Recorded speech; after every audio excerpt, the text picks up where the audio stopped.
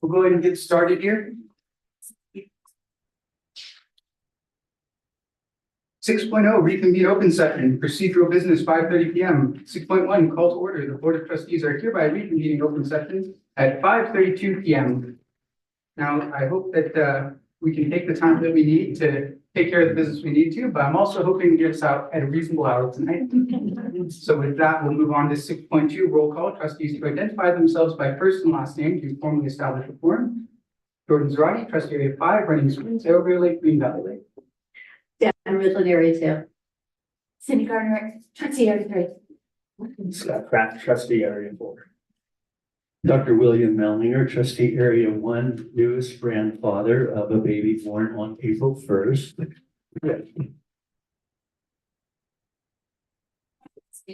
Thank you. We have our quorum. With that, we'll move on to 5.3, Pledge of Allegiance. I see Sarah Green in the audience. Do you want to lead us? Oh, dear. Okay. Just have to say ready, begin. Okay, ready, begin. I pledge allegiance to the flag of the United States of America and to the republic which stands one nation under God, indivisible, with liberty and justice for all. Thank you. That will move on to 7.0, closed session report. 7.1, announcement of reportable actions taken during closed session. There are no actions to report on. 8.0, public testimony. 8.1, the public comment period for items listed on this agenda and non-agenda items within the subject matter jurisdiction of the governing board. The public comment period is administered by state law and is the point in the meeting set aside for members of the public to share their opinions with the board. Open meeting laws do not permit the board to engage in dialogue or answer questions. Though it may not take action on non-agenda issues raised at the public comment period, the board, for example, may refer any matter to the superintendent for review to take action to direct staff to place a matter to this on a future agenda. Protocols for speakers. Any person who wishes to address the governing board on agenda and non-agenda items within the subject matter of their jurisdiction must complete a speaker's form and submit it to the executive secretary to the superintendent before the meeting is called to order. Individuals are allowed 3 minutes to address the board on each agenda item. The board limits the total time for public input on each item to 20 minutes. Speakers who have complaints against board members or staff are encouraged to seek to those complaints by using the Room of the World Unified School District written complaint procedure rather than orally addressing them at a meeting. The board will not respond to such complaints until the applicable complaint procedure, BP/AR 13120.1, has been followed and has reached the board level. Where a complaint concerns a district employee identifiable by name, position, or other facts, the board cannot respond until proper written notice has been given to the employee pursuant to Government Code Section 54957. Decorum. The governing board is interested in the ideas and opinions of all stakeholders and endeavors to incorporate community views into its deliberations and decisions. At the same time, must be able to conduct its business in an organized and efficient manner, free from material disruption.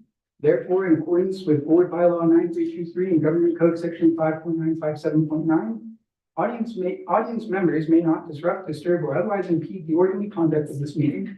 Open meeting laws do not confer any privilege or protection for expression beyond that otherwise provided by law. The public's understanding and cooperation are appreciated. 8.2, public comments. So we have several here. We'll start with, go ahead, Gilbert Flores, representing boys baseball booster topic, school booster program.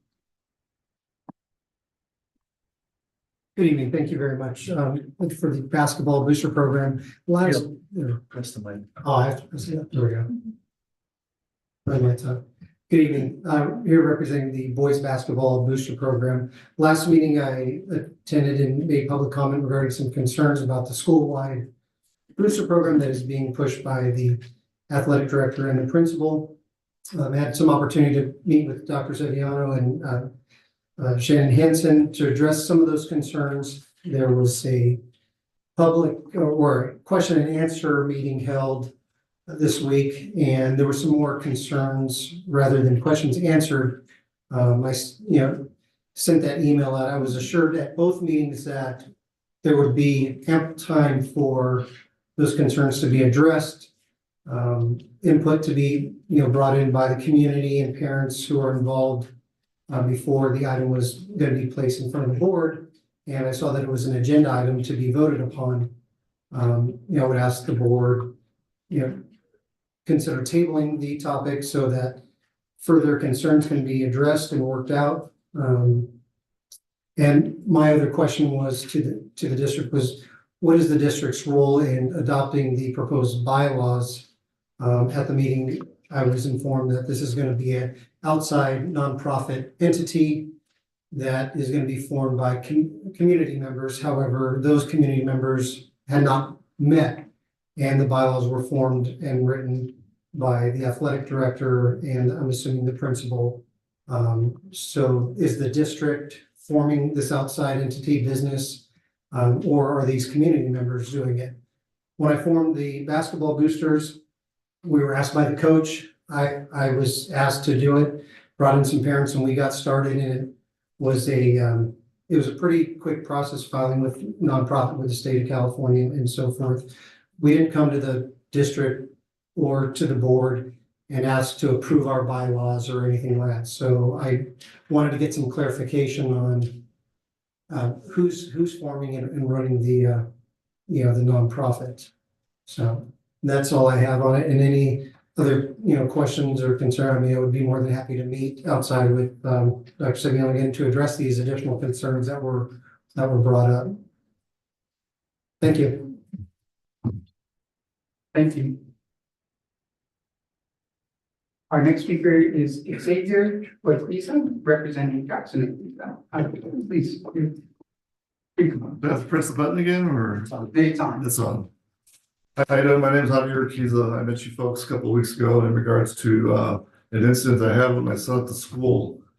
Just to catch you up to speed, I know you guys have a lot going on your plate, but on January 12th, we came with issues or concerns about the athletic director. Just basically his inappropriate behavior towards certain students, towards just his behavior towards the booster club. And he's been very, very, pretty much fighting us every step of the way. So that was January 12th when we came to the principal with our concerns. On March 26th, without any notice, my son was kicked off the volleyball team. He's played at Rim of the World High School for 3.5 years, football, basketball, and volleyball. No issues have been made with him. He's a scholar student. He's on the honor roll every single quarter of the year. No phone call, either myself or my wife, 90% of the time, both of us are at every single game, and no one approached us saying, we're having a problem with your son. It's retaliatory from the athletic director. I'm looking right here at your protocols for speakers and saying nothing can be done unless you submit proper paperwork to file a complaint. Why wasn't there any complaint, towards me about my son? Why are we quick to kick kids off of teams up here on a mountain with not much to do for teenagers, yet we keep an athletic director who's a direct threat to our kids? I haven't heard back from anyone. I asked the principal says he has his rights. I go, do our kids not have their rights? Where was the process? I met with the principal, the athletic director, and the coach that same very day, and the response was, we could have handled that better. We're not going to make it right, but we could have handled that better. Is this the message we're sending to our community, our kids? Speak out against someone and we will retaliate against you, because this is exactly what it was. It's a direct retaliation against me, going through my son. And it's just frustrating that we're sitting here and nothing's been done since January 26th, or was it 12th? I can't remember what the date was. But when we came with these allegations, it just wasn't me. It just wasn't Gil. It was literally up to 6 to 8 different people came and met with the principal, and nothing's been done. Yet my son has one mishap and he's off of a team. Is it fair? I don't know. Is this the message that Rim of the World School District is sending to the public? Because that's the message that we received. I do have one younger son still in the school, and it's looking like we're going to be leaving the school because there's no protection to the kids. Thank you for your time. Thank you. We'll go ahead and refer that matter to our superintendent. With that, we have our next speaker, is Debbie Bennett, representing self, students, and teachers. Topic, cell phones. Hey, hello. I wrote Excuse something. me, I have a phone call. I know exactly why you said that and I don't appreciate it. Sorry. Yeah, No, you don't know why I said it. okay, well, I think I do. Anyway, so hello, everybody.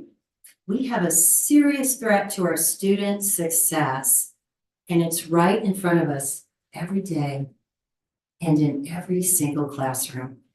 Cell phones. And one of the reasons why I'm here is I am supporting, hopefully, the approval of discussion item 6. I'll get to that in just a second. Okay. According to Harvard scholar Dylan Luke's PhD, who has researched issues related to technology and learning, quote, the existing studies provide evidence that allowing phones in the classroom negatively impacts test scores and long-term learning retention. There are some correlational studies that suggest negative relationships between off-task device use and student achievement.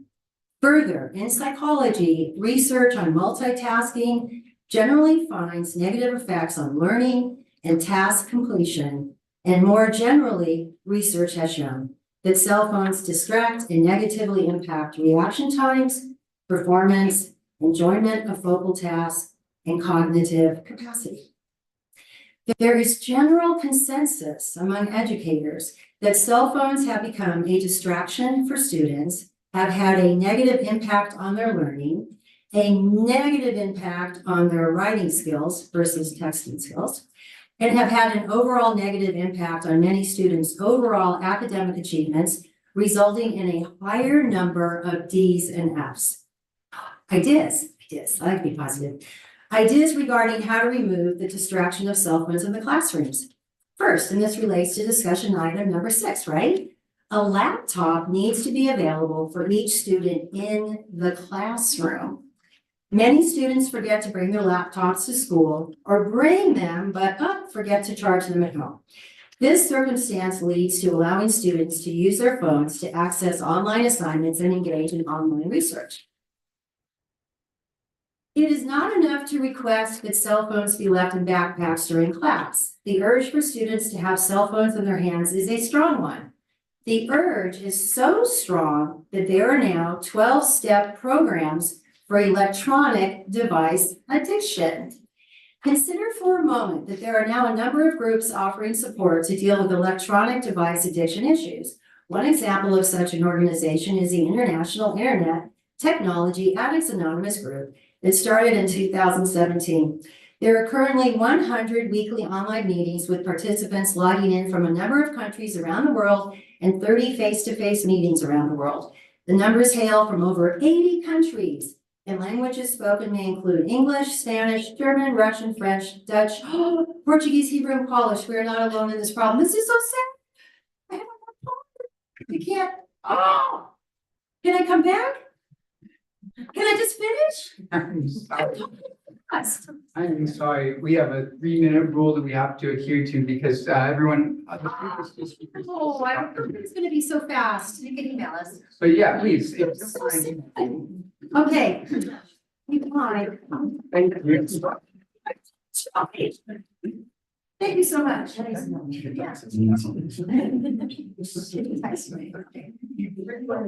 Our next speaker is Carol Kinzel, representing Self, topic Nature Center. And that's exactly why I wrote it down for you up there. Thank you. Those 3 minutes was like that. Each of you should have, did I give everybody, Scott, you have one too? Okay.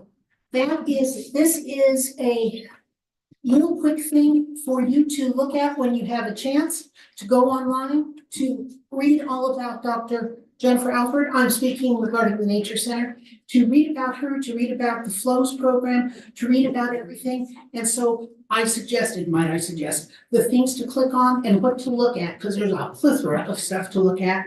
And I signed it the connector.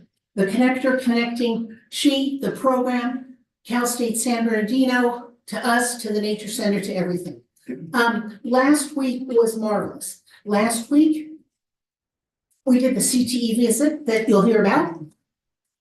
I did the flows with them, which is field-based learning outreach and workforce scholarship, FLOWS, as Water does, and bowling, Rim Ed bowling.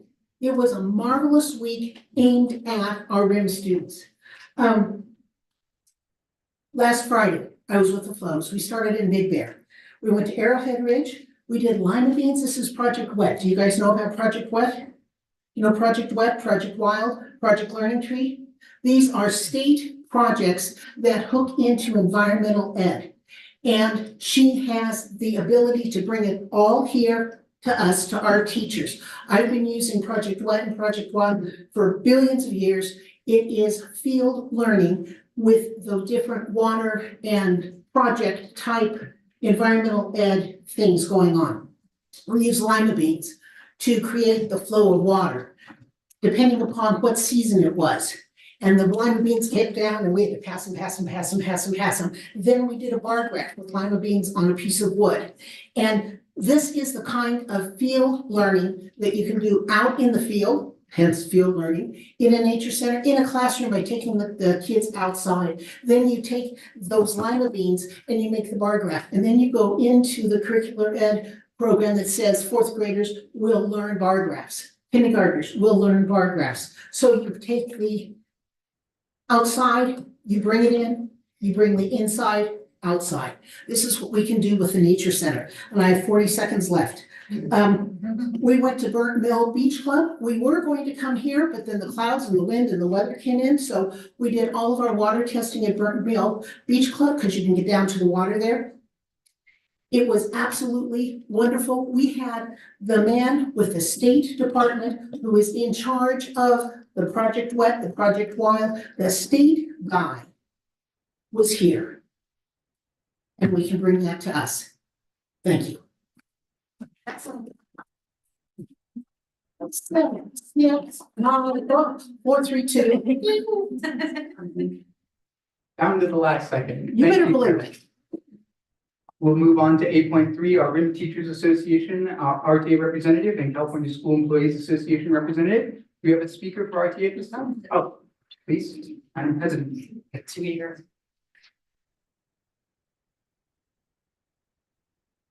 Good evening, board members. I hope everyone has enjoyed having some sun this week. The schools are in full swing for the spring. Teachers and staff are juggling testing, movie nights, open house, senior nights for sports, which it just came from, got a little too much stuff.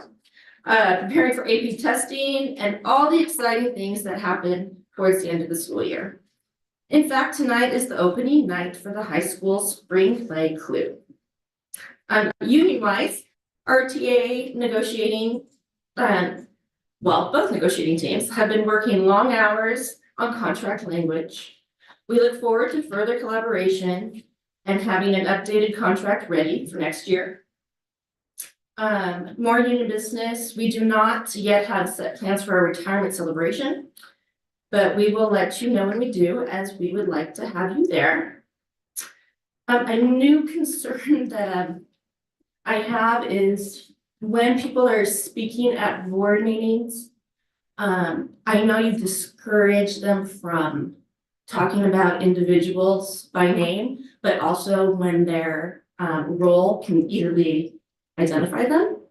I don't know if that's something you can interrupt people for, stop them. Okay, so it's just discouraged. All right, thank you. I also have some concerns about cell phones. One sec. It is not enough to request that cell phones be left in backpacks during class. The urge for students to have cell phones in their hands is a strong one. The urge is so strong that there are now 12-step programs for electronic device addiction. You already read it. You did? All right, how can we expect teenagers to resist the strong drive to constantly be on their cell phones by asking them to keep their cell phones in their backpacks? This is not working, and understandably so. It is time that we work together to help our students by requiring that students place their cell phones in a secure area in each classroom before they take their seats. One idea is to have a type of cell phone locker. My kids call it a cell phone, no, not a jail. They call it a cell phone hotel. in each classroom where students can safely store their cell phones and retrieve them in the case of an emergency. By removing the distraction of cell phones, we can give our students the opportunity to start engaging in class discussions and activities, along with having a better focus during lessons. There is plenty of research available to support the negative impact that cell phone usage is having on our students' education.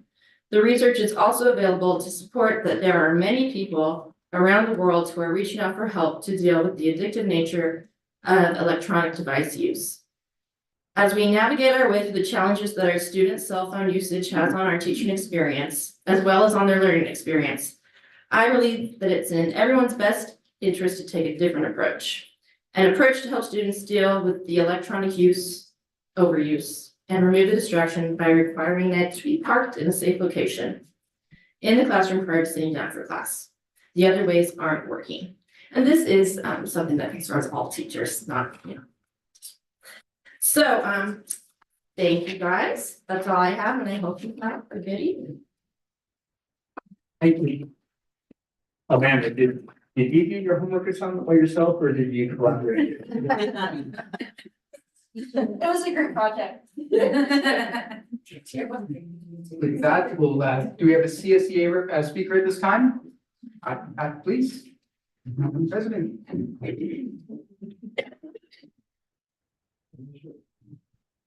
Good evening. I'm a little frustrated tonight because I wrote all my thoughts out and then just left it on the printer at home. So I've been trying to recreate what I had down. So I'll do my best to talk off the top of my head. I echo Alicia, yes, that it's a busy time of year and time is going so fast. It seems like we just welcomed everybody back to school. We have scholarship night to look forward to, end of year celebrations and graduations. And yeah, it is a busy time of year. I wanted to speak to you with gratitude for the recent opportunities that we've had to meet the superintendent. I appreciate that you invited CSEA to start rebuilding that relationship with our superintendent and the school board. I do appreciate your willingness to speak with us one-on-one. I've had some good, honest, open discussions that I really do appreciate. More than you know. I appreciate that we've had the opportunity to negotiate and grateful that we've reached a tentative agreement and hope we urge you to approve action item number 2 tonight. We, of course, we need to attract and retain good employees and I know you've said that you can't possibly pay what you feel that classified people are worth, but it's a start and we appreciate that. This summer, CSEA is having a conference, as they do every summer. And the theme of this conference is Together We Thrive. And one of the things that I really see us doing is trying to bond our units, our district and RTA and CSEA staff. I feel like we all need each other and we all have an important role to play. And I just would like to see us thrive as a more unified, cohesive group. And so anyway, I thank you for your time and I thank you for all that you do for our district. Thank you. Thank you. A 9.0 reports and presentations, 9.1 governing board members reports. Does anyone want to kick us off tonight? Okay, Yeah. okay. You can. Since I was absent last week, I'll pick this up. I also forgot my glasses, so I'm gonna struggle with it. I think I do better with blue.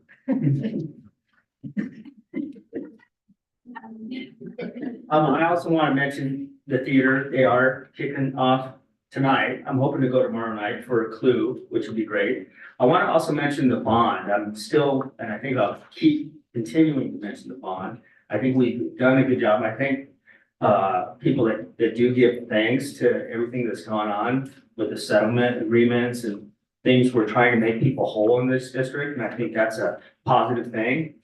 But I think it's also time to take care of our students. And our students should have been first. And unfortunately, timing wise, we can't do that. But with this bond, I think we can make our facilities to what they need to be for our students and make our students first for a change. I've received a few phone calls and letters from people that think that the timing is bad for this. I can't imagine any timing that's going to benefit the students 100% being bad. And I will continue to push for this bond. I think it's the best thing for our students and for our community.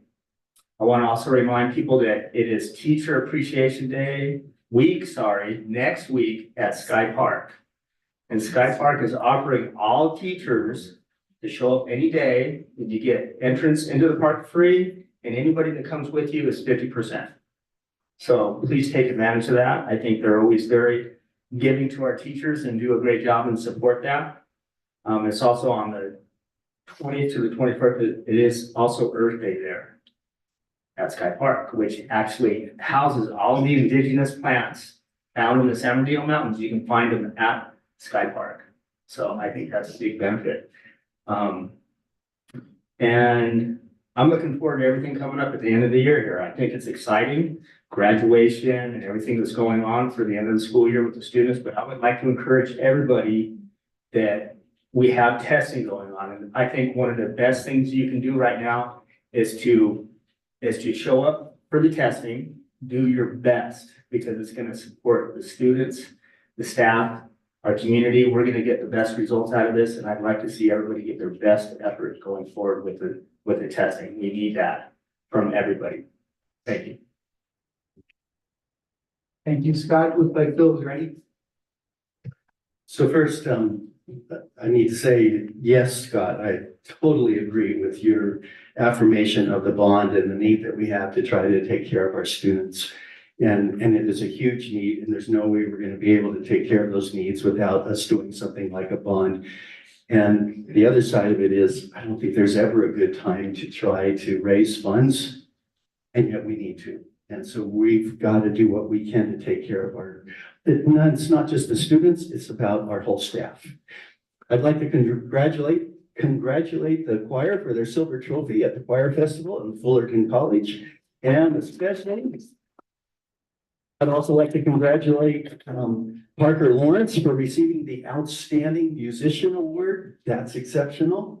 With that, I'd like to congratulate Brendan Watson for his avant-garde champion drum major, for his gold medal and Aurora Memorial Award. He is the youngest in history of the Student Academy of Musical Leaders to receive that award, and that is incredible. My son was a drum major, and the work of a drum major is significant. The work that our bands and choirs do is all year long, and it's hard work, and I appreciate them and all those who work with them. And so to congratulate these students, it's also congratulations to our staff who assists and encourages and supports them in what they do. So much praise to them. Next week, also on April 24th, is what's known as Administrative Professionals Day. Yay. And to our president, Suzanne, and to all our support staff. The fact is that as exceptional as our teachers are, and I am always first to believe in our teachers, we need our support staff. We cannot run our schools without them. Try sometime and see how it would go. We'll just let all of our support staff go for a day, and we'll have only teachers take care of everything. We don't want to be in that place. So to all of our support staff, thank you, thank you, thank you. We appreciate your hard work. We really do value you. And I know that the teachers value you too. They understand that how much they need you to be there when the child gets sick and needs to come to the office, to be there when the parents are coming in late with their children, to be there to give them their jackets, to all the other things, to cover the finances. I mean, without our support staff, we wouldn't have checks, right? We wouldn't have the resources. So what if we have money? We wouldn't be able to pay anybody without our support staff. So we really need all of you. And I appreciate, Susanna said, I appreciate what you were saying, that together, and there's a reason why it's called Rim of the World Unified School District. Together, we make this place special. Everyone from our administration, through our administrative staff, to our support staff, to our teachers, to our CDA, and then go through the list. The bus drivers said, just keep on going. The security, the maintenance, the custodians. I'm going to forget somebody and get in trouble for it. But everyone, for CTE, we need everybody, and I'm just really appreciative of that. I do want to remind you that there is and by the way, I apologize because I took up my phone because I think cell phones are really a problem in the classroom. Debbie, I wholeheartedly agree with you. Thank you. Wholeheartedly agree with you. I don't know if I'm allowed to say that, but I am. But our Interact Club is working on a fundraiser for an orphanage in Haiti. And the fundraiser is a Walk for Haiti put on by the Interact Club. That is the Rotary Club for high school students at our high school. It's on April 20th at Lake Gregory from 11 a.m. to 4 p.m. Check-in begins at 10 a.m. Parking and check-in located near the bait and tackle shop right there on the edge of the lake. And I would urge anyone, if you don't want to walk, then you can always just drop off money. I'm sure they'll accept it if you just give your donation. But this is an excellent thing that our students are doing. Walk for Haiti. Some of you know Haiti is really in a bad place right now. Gangs are controlling the country. It's a very serious situation. And this is to help raise money to feed the children of Haiti. And you can talk to anyone in the Interact Club. I don't see a phone number on here, so I can't tell you that. But it is on April 20th at Lake Gregory. And then I had one last thing, and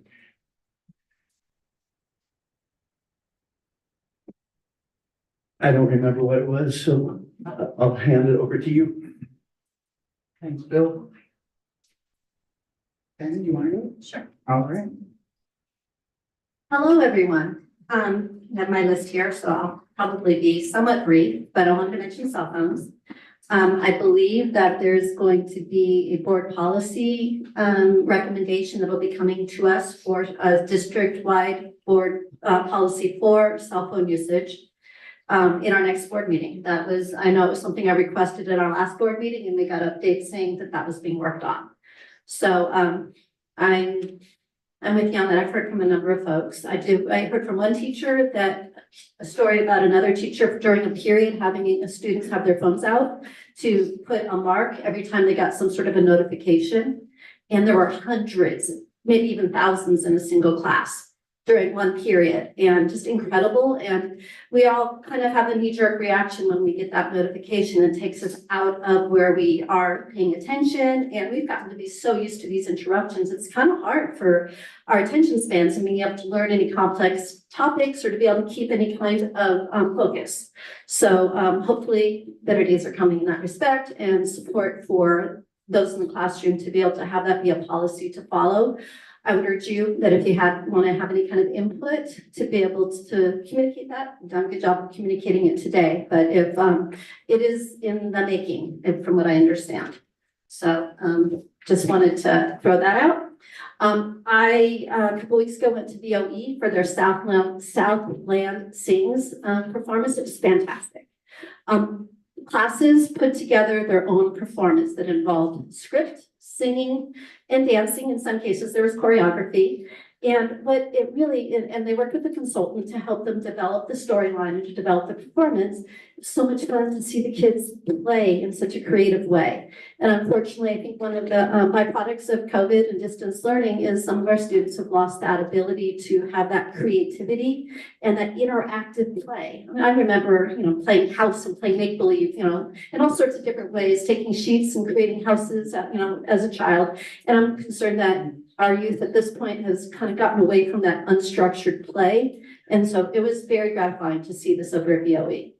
I want to piggyback off of some of the shout outs that Bill made to our performing arts at the high school is the Brendan Watson, who I mentioned as the drum major competition. There's an amazing video of his that competition. His performance, which I call it a performance, his drill that's over 5 minutes long and it's well worth it. So if you got that the email from Carrie Stebbing, included in there is a link to that YouTube. I really suggest you see it. It's gorgeous.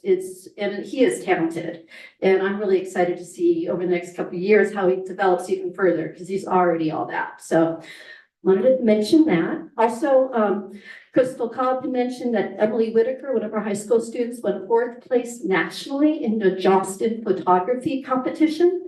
Not only she won 4th place, and she had 2 honorable mentions through Johnston. So our musical program, our drama, our performing arts, our fine arts, along with our academics and our athletics, we have so much to be proud of at all levels. And I also want to express appreciation. I think as a district, we're doing a better job of doing shout outs through email, and I like to see that continue. I've seen that Dr. Seviano has had this week sending out those emails, and I think that there's a lot that we have not been celebrating historically that we can do a better job of, and we're already starting to do it, and I really appreciate it. One last thing I wanted to mention is past several years, we've had Scott's Lodge at the high school that a lot of donations came in. It's kind of a free thrift store. More recently, the high school's Echo Club has really started working on it. They wanted to have some form of a free thrift store, and now they're managing Scott's Lodge. And I think it's Nina Hidijat. I don't know how to say her last name. Hidijat, am I saying it correctly? And the Echo Club are doing this, and I'm so excited. Stephanie Phillips told me about it a couple of days ago. Was it yesterday? And just the kids taking the initiative and doing something so good on campus is definitely worth a shout out. So just wanted to include that. Thank you. Thanks, Diana. Cindy? Just continuing on the vein of celebration, in our visual performing arts, we had several of the performing arts they submitted for the San Bernardino County High School Art Show. And in studio art, we had 4 entries that were accepted and a student placed 2nd, and we had an honorable mention. We had in ceramics for that competition, we had 5 entries accepted, 1 honorable mention and 1 3rd place. And then Jason Steinmeier went to a national ceramics conference he was really excited about, and took some stuff. And at the conference, the NCECA, one of our students received the People's Choice Award for their ceramics. So that was pretty cool. In photography at the high school competition art show, 4 entries were accepted and we had 1 honorable mention received. And then the yearbook at the high school, which is pretty cool. They got the national sample, which is seen by 11,000 schools. And they got the gold standard achieved for the 3rd year in a row. So our students do a really great job with yearbook, and thank you to Crystal Cobb for doing that every single year and wrangling the kids and putting out such a great product. We appreciate that. And besides the choir, the wind ensemble, they received excellent 2nd place in their recent festival. They have a couple more to go, so let's cheer those kids on as they go through their competitions along with choir, because choir has some more too. Like Scott said, Clues coming up. We have some great student athletes as well in track, and we need to cheer them on if you get a chance. Of course, softball and baseball, but softball especially, that field maybe someday they'll be able to play on that field again. It's so sad with all the water and the snow, but, they're making it work. They're used to it and they're making it work. The VOE Science Night, I'm urging all the community members to go to VOE Science Night on April 25th. I know that's a conflict with LAE's movie night. They're showing Trolls Band Together. But the Science Night, there are hundreds and hundreds of people come, and it's just so fabulous to see what the kids are doing there. And we get to proudly show off their experiments, what they're learning, what they are building. I love that campus is exciting to visit. So I encourage the community as a whole, everybody's invited, not just parents, to VOE Science Night.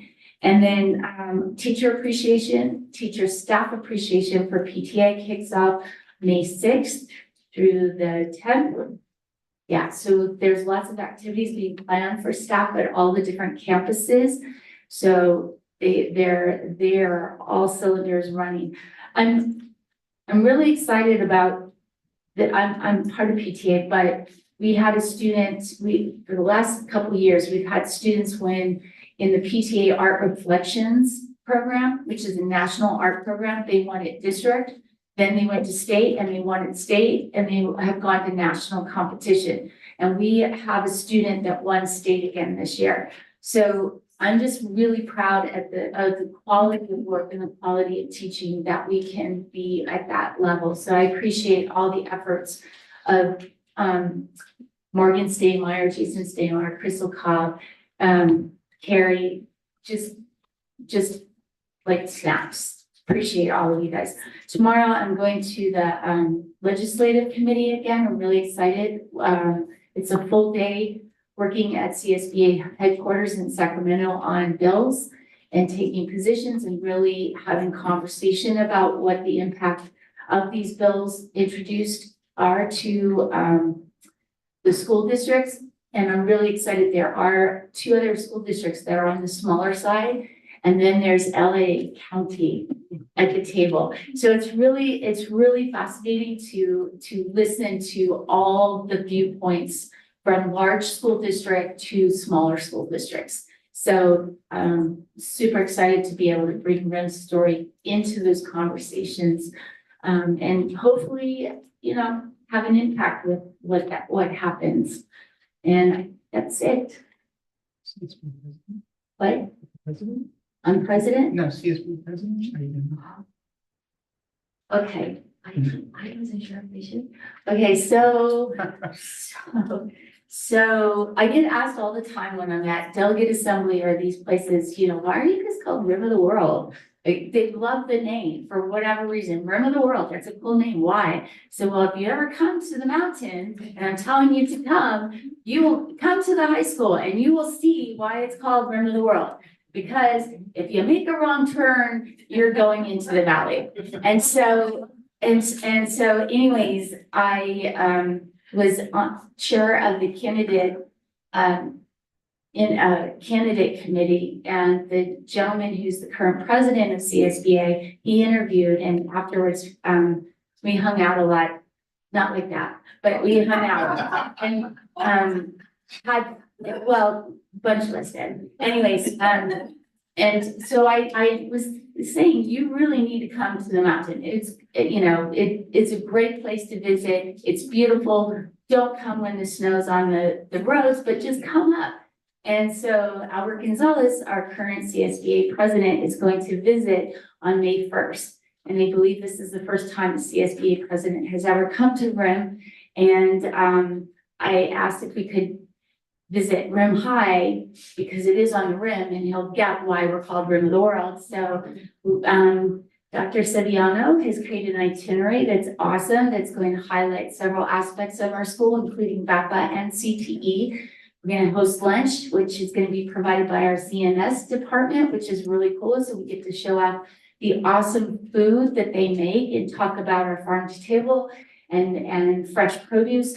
And then we'll have meet at the DO for some legislative talk. I know Mr. Wilmsey would love to talk facilities when we visit his school.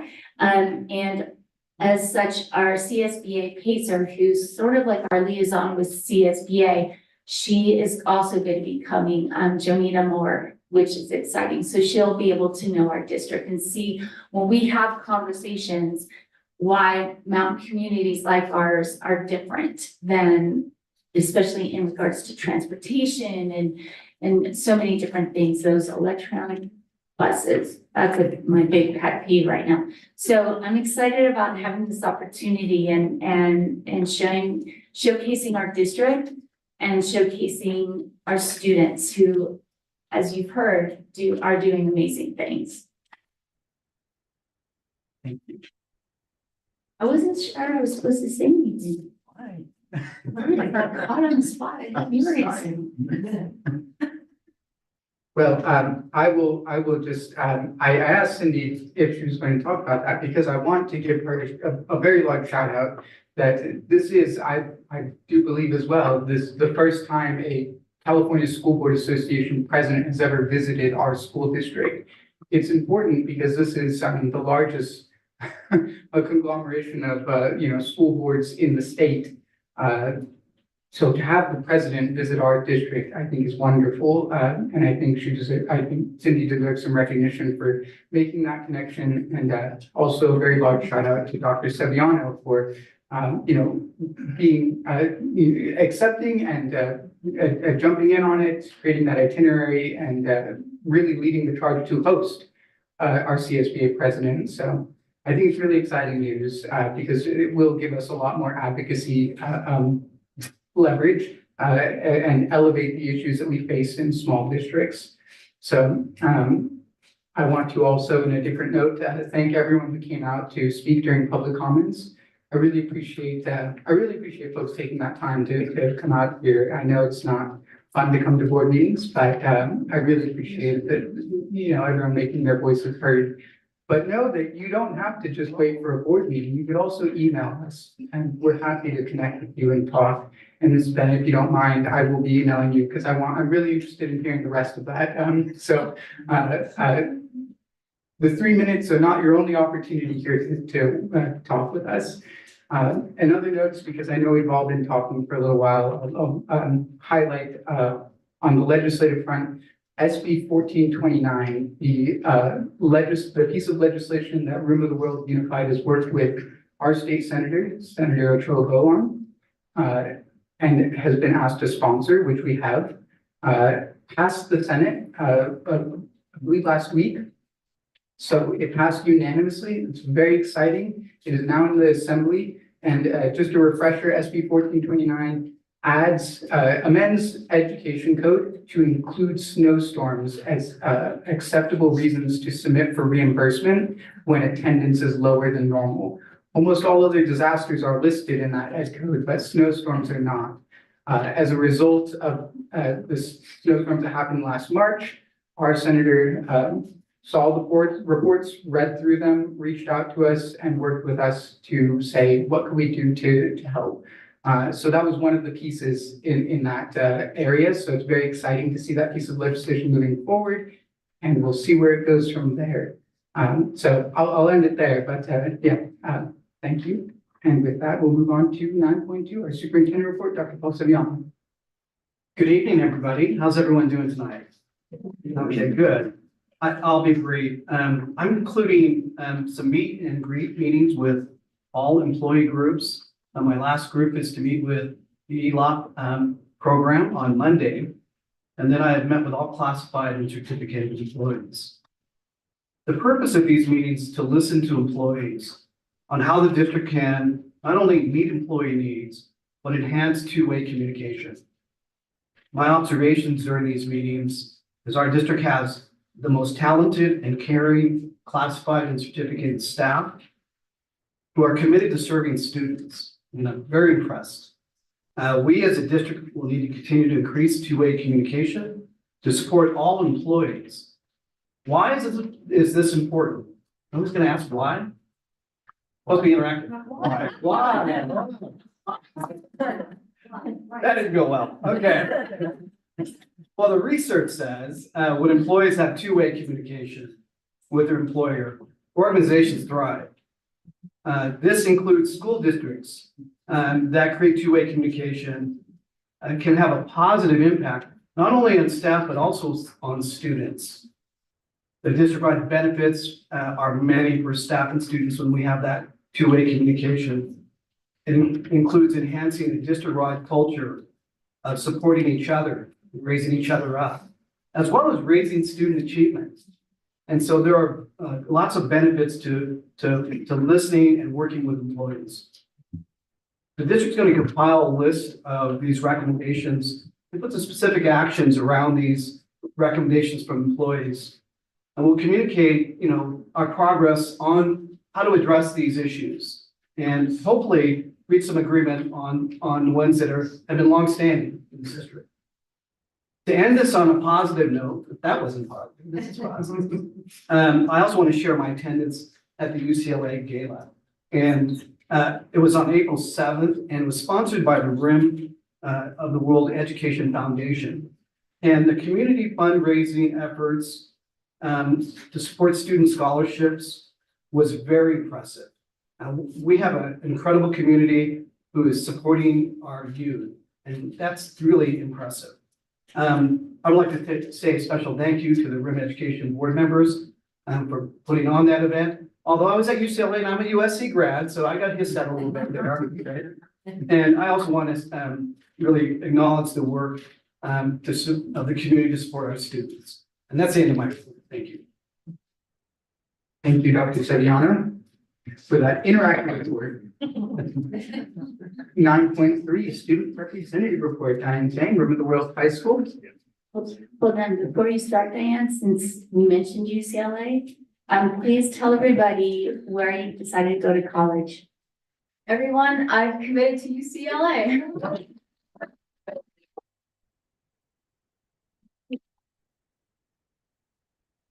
She knows we're rivals now. I've got you. No, what are you planning on studying?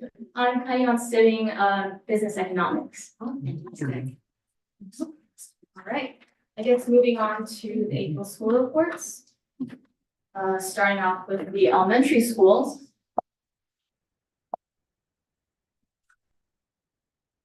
Starting off with the elementary schools, fourth and fifth grade students, along with an awesome group of parents, have been working hard to beautify VOE's playground area.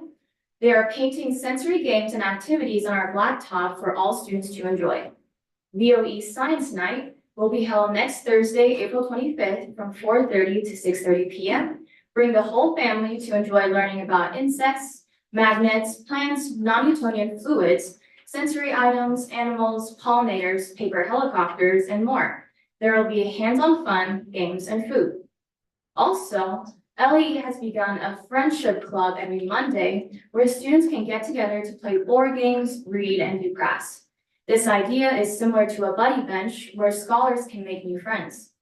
Also, PTA is holding a family movie night on April 25th at LAE, and we are watching Trolls band together and will enjoy snacks and raffles. CHE has also added additional student opportunities, including our Rocky Readers program, where upper grade students, where's that? Mentor? Yeah.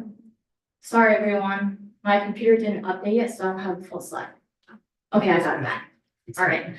Okay, back to the slide. CHE has added additional student opportunities, including our Rocky Readers program, where upper grade students mentor and read to our primary students, a kindness club where students create and implement student activities centered around being kind to others, and also a monthly pizza with the principal, where the class with the highest attendance percentage, with help from CNS, have a fancy pizza lunch from Mrs. Dealey.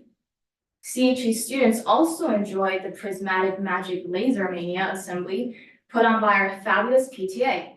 This assembly celebrated students completing CHE's ROC paywall, rock wall, which is now full of Rocky Raccoon bucks and stands for respect, responsibility, resilience, obedience, compassion, and keeping safe.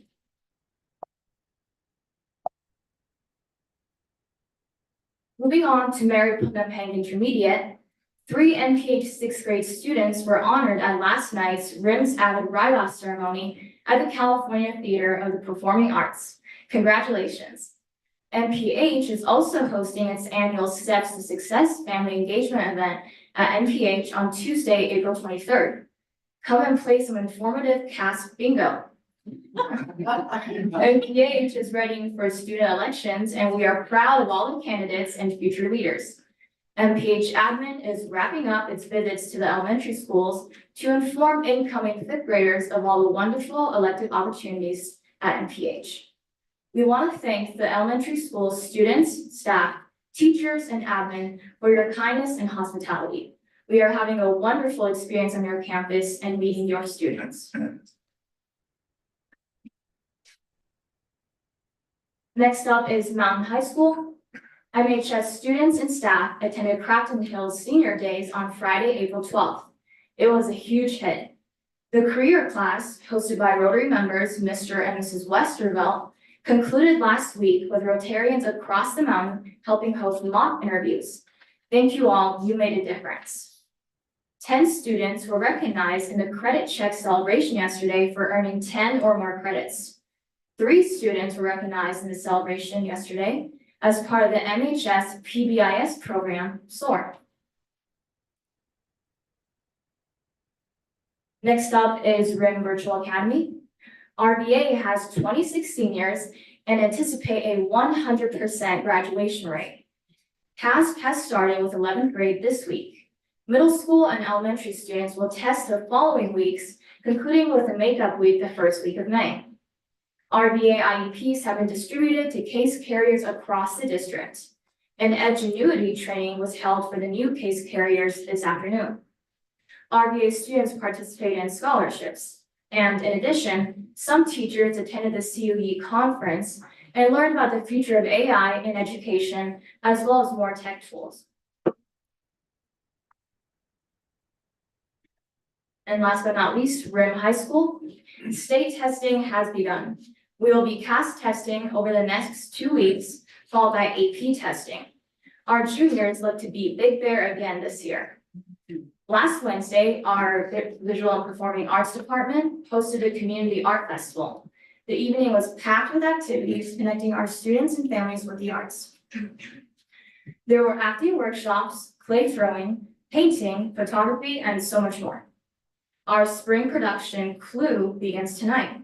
There will be 5 shows over 4 days. Come out and see this classic, complete with multiple alternate endings depending on the night.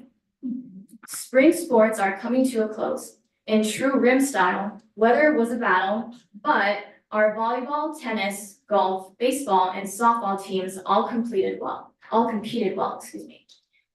Days of Understanding was a hit. These 2 days helped to increase connection across campus, and we look forward to having Mr. Hawkins next year as we seek to better the culture at RHS. Senior events are coming. May 15th is grad night, prom is May 18th, scholarship night is May 20th, senior walk is June 3rd, and lastly, graduation will be June 5th. And that's it for the April school reports. Thank you.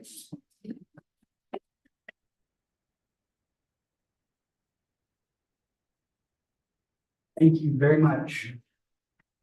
With that, we'll go ahead and move on to 9.4 Business Services, presentation from Rim of the World Educational Foundation Monetary Grant Award to benefit Mary Putnam Hanks Rim Reporter Program.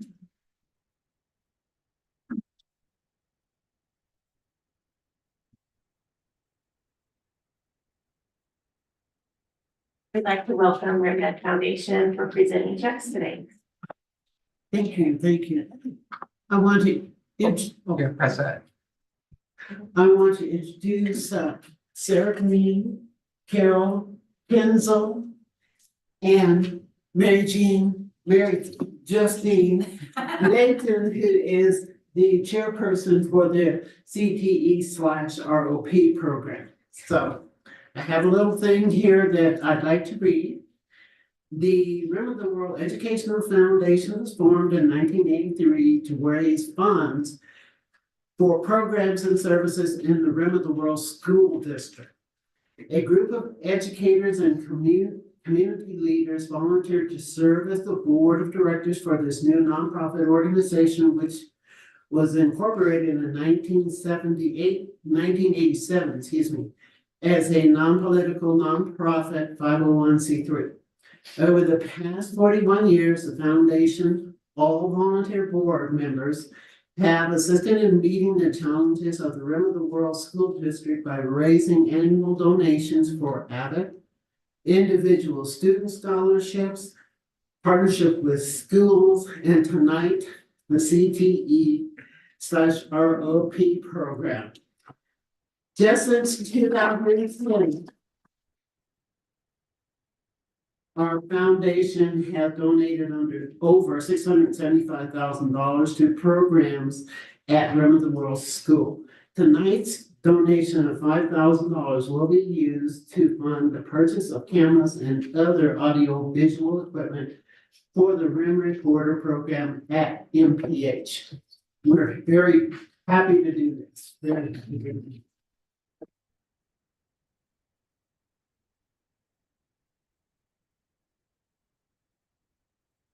Oh, and I participated in the scholarships for the past 2 days. And I want to let you know, your students are wonderful. You've done an excellent job with them, an excellent job.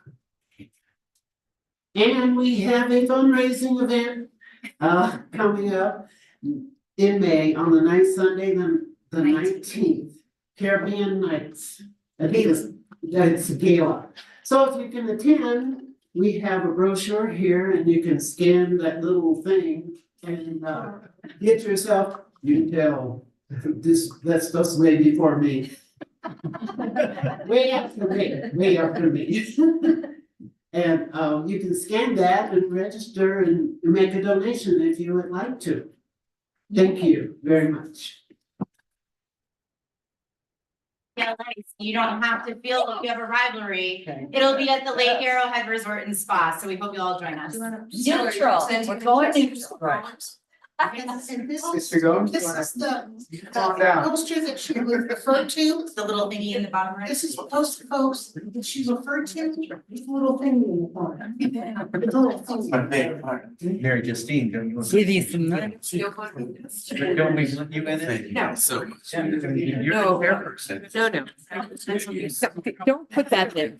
Do not put that there. Because you wanted to come to campus. I would be keeping it. No. Yes, yes. Get in here. Yeah. She's trying hard. Cameras. Went to the 5,000. Take a couple weeks. Yep. 1, 2, 3. 1, 2, 3. Watch out there. Get all closer. 1, 2, 3. Can we do it with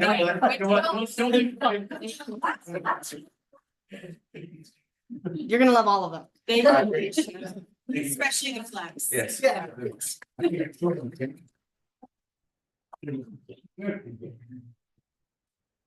Thank you very much. Set your phone, see. And thank you, Carol, for your presentation skills. Oh, hey. She's a good girl. You know. She's multi-talented. On camera, perfect. Now, we'll move on here. When we adopted our agenda this evening at 2.3, we proposed an adjustment and accepted an adjustment in order to business. So 9.6 is now becoming our 9.5. Educational services, presentation of the data at Rim of the World High School, RHS, fiscal impact none. Ms. Williams.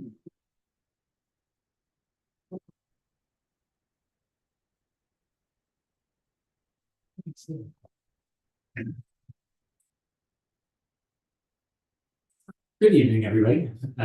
Thanks for hosting us tonight. We're really proud of what's going on at RIM right now, and we would like to share some of that with you. I have some data for you, but that's not as terrible as it sounds because it's actually really cool. And I hope by the end of this presentation, you'll be as excited about the direction of the school as I am. Last year I spoke to you about this, we're really looking at building RIM up, based off of having systems in place that people really have ownership of the school and that we're building on the relationships between all the stakeholders. And I think the data is starting to show that we're starting to get somewhere, which we're really, really proud of. All right, so, the long and short of it is that we're seeing growth, right? We're looking to move forward and build upon what we've already started. When I spoke to you last year, you know, we had a very honest conversation about where we were and where we wanted to go. And I think we've taken the right steps in that direction. We're not there yet. We're not looking at the school and saying, oh, well, now great, everything's wonderful. But, you know, we do have a lot to be proud of. A couple of the pictures that we have up there, the bottom picture is of our Scots University. That's in the fall, where we have families come in and get information about applying to a four-year. We had over 150 parents that night getting information, and Cindy was there. We were frantically making copies. It was a very chaotic night because we didn't anticipate that kind of turnout, which was wonderful. We're looking at implementing another Scots University later in the school year focused on trade schools and community schools so that we're able to open up all of those opportunities to kids. The top is our a small piece of our four-year college celebration. Any kid who applied to a four-year college or university, we walked through the halls and marched them, and kids came out and clapped them along. We fed them lunch because, you know, just taking the step to apply was a really exciting thing. So looking at our dashboard, we have, you know, we've seen some real growth. I mean, this is not what the dashboard has looked like for RIM in quite some time, which we're really, really proud of. We increased 13 percentage points in English. We increased 2 in math. Our reclassification rate for English learners, which is supposed to hover around 10%. Last year, we were at 22%. And that's right about where we're at right now, as we started with about 80 and we reclassified 16 so far this year. So our graduation rate maintained where it was. And so the data is really starting to pan out that we're having some of the things that we are doing with the guaranteed viable curriculum, with the PLCs, with the focus of what's going on in the classroom is really starting to make some strides. And there's our graduation. I'm here to announce that I'm doing something this year, which is not welcome to ever. I'm making changes at RIM. We're actually going to change the order of graduation so that the kids and the parents look at the stage. That's right. Buckle up, everybody. All right, this is a really compelling piece of data. This is our 5-year trend for AP scores. You know, I'm a firm believer in expanding access to all kids, even if that's at the expense of our scores, right? I want kids to take courses of rigor and be exposed to those courses of rigor. So last year we had quite a jump in AP exams. The year before we'd given 164. Last year we gave 258. Well, if I expand access to more kids, you would think scores would go down. Our means, we ended up with almost 2/3 of the kids passing the test with a 3 or higher. I mean, that's pretty remarkable. When we were expanding AP offerings, when we were looking at what we could do, we fully anticipated, okay, we're probably pushing more kids into these classes. So we would expect that the pass rate would go down. But in fact, it went up really significantly. And if you look at that, you know, some of our really hard scores, AP Bio, average of a 4, AP Calc, average of a 3.3, 3 passing. AP Spanish, which is really remarkable. We didn't have an AP Spanish class last year. Our Spanish teacher had a club where they practiced for the test, and we ended up with a 3.33. We have AP Spanish this year, so I'm excited to see where that goes. So we really are seeing some real growth in our courses of rigor, which we're really, really proud of. So what are we still continuing to do about this? Because this isn't where we want to stop. This isn't where we need to be. We still need to see growth across all of that. We have all of our departments this year through our PLC time develop pacing guides and curriculum. That's not something that's necessarily been done on any consistent basis in the high school in a really long time. That may seem like an insignificant thing, but that was a really big step. This PLC wrapped up in this last week. Every single department showed what they were doing. And it's really remarkable, not just making sure that all of our freshmen English classes are teaching, you know, a common curriculum, but even like we have our world languages department, they made common practices across Spanish and French, so the kids are getting the same sequence of skills, even though they're in different languages, so that we're ensuring there's no gaps in their world languages. And that's just a small example of what's happened across campus within those PLCs. Our math departments develop proficiency scales. We've addressed the DNF, or we're addressing the DF rate with students and teachers. We'll talk a little bit more about that later. Our social studies and science are working on common assessments and benchmarks. And this year for the first time, we implemented instructional rounds where we're taking teachers out into other teachers' classrooms, collecting subjective and objective data, and then using that data to drive instruction, which is really, really powerful. And yes, cell phones were one of the things that we looked at for the record. So it's really, really powerful. And so then the question, becomes what's next? Well, next year is our WASC full self-study. In our 2012 WASC study, they said, hey, you guys should look at your common assessments. And at our 2018, they said, hey, guys, look at your common assessments. And then in our 2021, you guessed it, they said, hey, guys, look at your common assessments. And so now that we've developed that curriculum across all of the departments, we're in that position to now look at those assessments and truly ensure that now that we know what the kids are teaching, across all departments, across all subjects, we know if they've learned it or not, which is that next step of the PLC model, which we're really proud of. If we're looking at our next goal, which is our college and career indicator, this was not on the dashboard. This was the bench last year, so it was the baseline year this year. Another place that we're really, really, really proud of. We do have some work to go. If you look at our A through G completion rate, we went from 22% to almost 40%. I mean, that's pretty remarkable.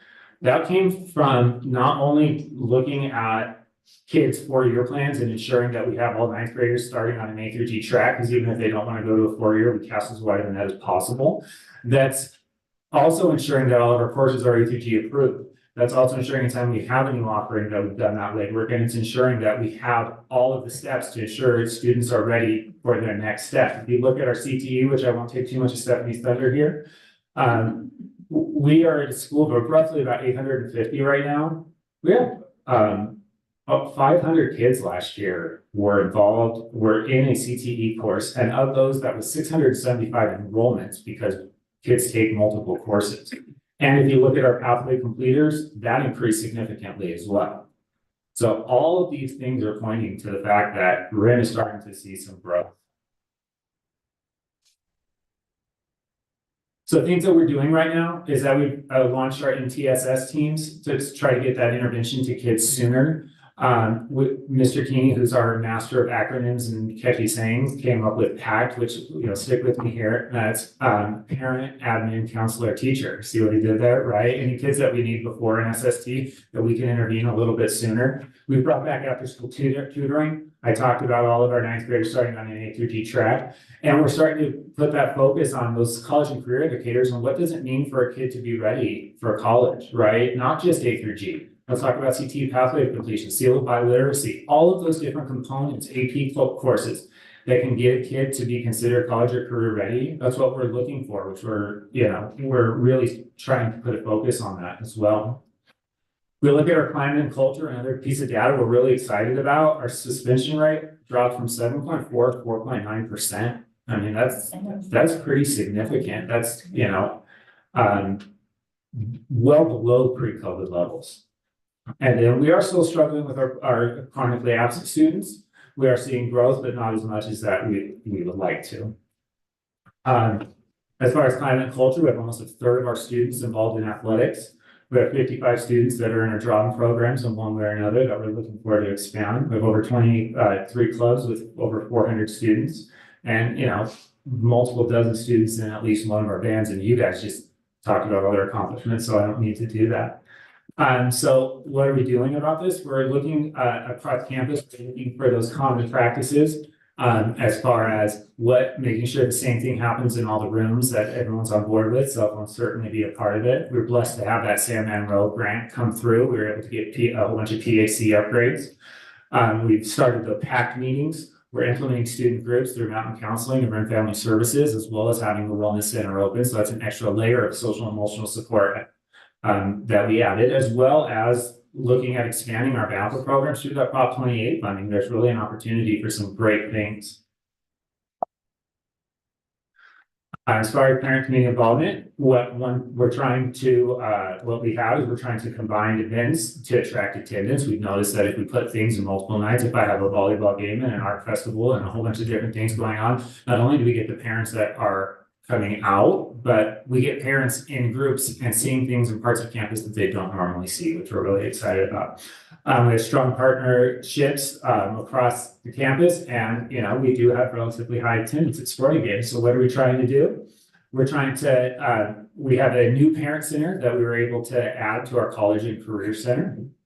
We're trying to leverage our community partners for student education through community walkthroughs. We just had Rin Ed come through our CTE program. Dr. Seviano joined, and we were able to see. We're really excited with our new PTSA board that's coming in. Cindy starts smiling, but we are looking for providing those easy access points for parents, because what we find is that we have some very highly involved parents, which we're very blessed for, but we're trying to cast a wider net and get as many easy access points for parents as we can, and working with PTA in order to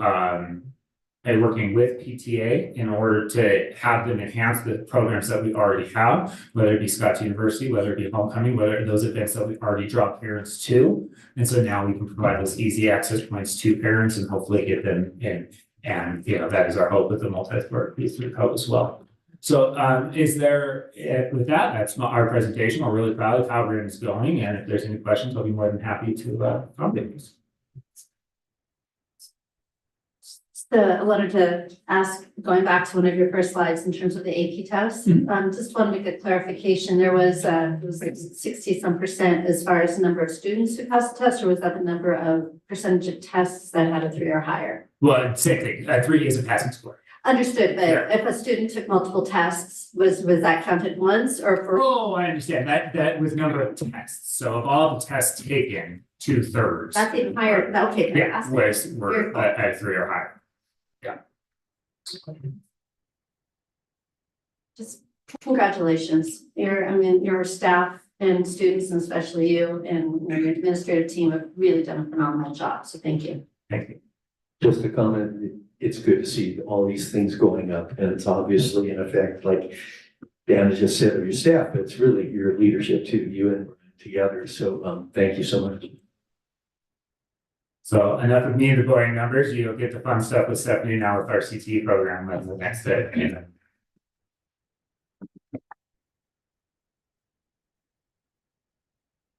Thank you, Mr. Williamsy. We'll move on to what was 9.5 and is now 9.6, educational services presentation of Room of the World High School's career technical education CTE data, fiscal impact none.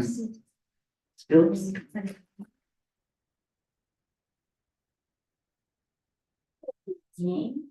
One of our teachers are here, so I'm inviting him on. Yeah, come on up. That was going to have another person from the team here. Mr. Williams, he's part of the team too. He should stay. Anyways, okay, so we're going to talk about our CT program. Yeah, he got to do the data.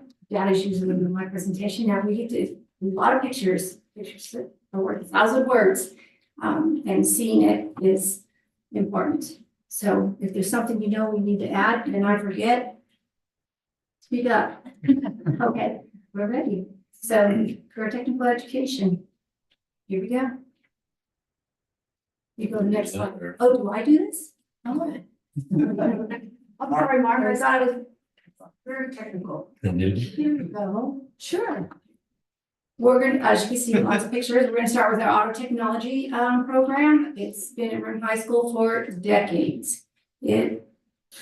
Decades. Anyways, okay. So pictures, top to left, experience in the shops. Bottom pictures, experience at the racetrack. So what our students learn in class, they also use at the racetrack. Our advanced students participate in NHRA, PSCA, and the March meet in Pomona. They get a lot of experience from that. We have that coming up too. It's our advanced students that go. They work as pit crew, and we're one of the very few, if only high school right now, that actually still has race car doing these races. The bottom right corner is our big, huge, gorgeous tour home that we pull up in. That is purchased through donation funds. All of our equipment, supplies, consumables, down to our furniture, even doing remodels, is all through grants and donations. So that was donated, those funds were donated to us years ago. There's a disclaimer on the side that says this is not purchased by state funds, this is donation funds. In the top right, this is one of our new current things we have. These are our complex driving simulators for training mechanics on their upcoming need for test driving skills. These simulators can also do ambulance, fire truck, and the industry skills for our students. The gentleman, you see there's two of them. We have two of them. The gentleman, the far one, is sitting in the seat, and the gentleman standing up against the wall. Those guys are from Vertec. So they heard about these simulators and they came to check them out.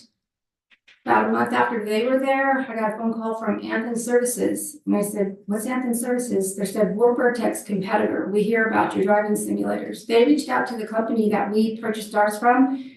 We did a lot of research, a lot of time, a lot of research to get the best for our money and the most, the best for training our students. They reached out to that company and the company told them, you have two in your backyard, go check them out. They're over in high school. So industry is reaching out to us. Next slide, please. And it's realistic. Pedestrians walk onto the road all the time. Yeah. They did. Do you hit them? Who's that one? It's broke. We broke it. There we go.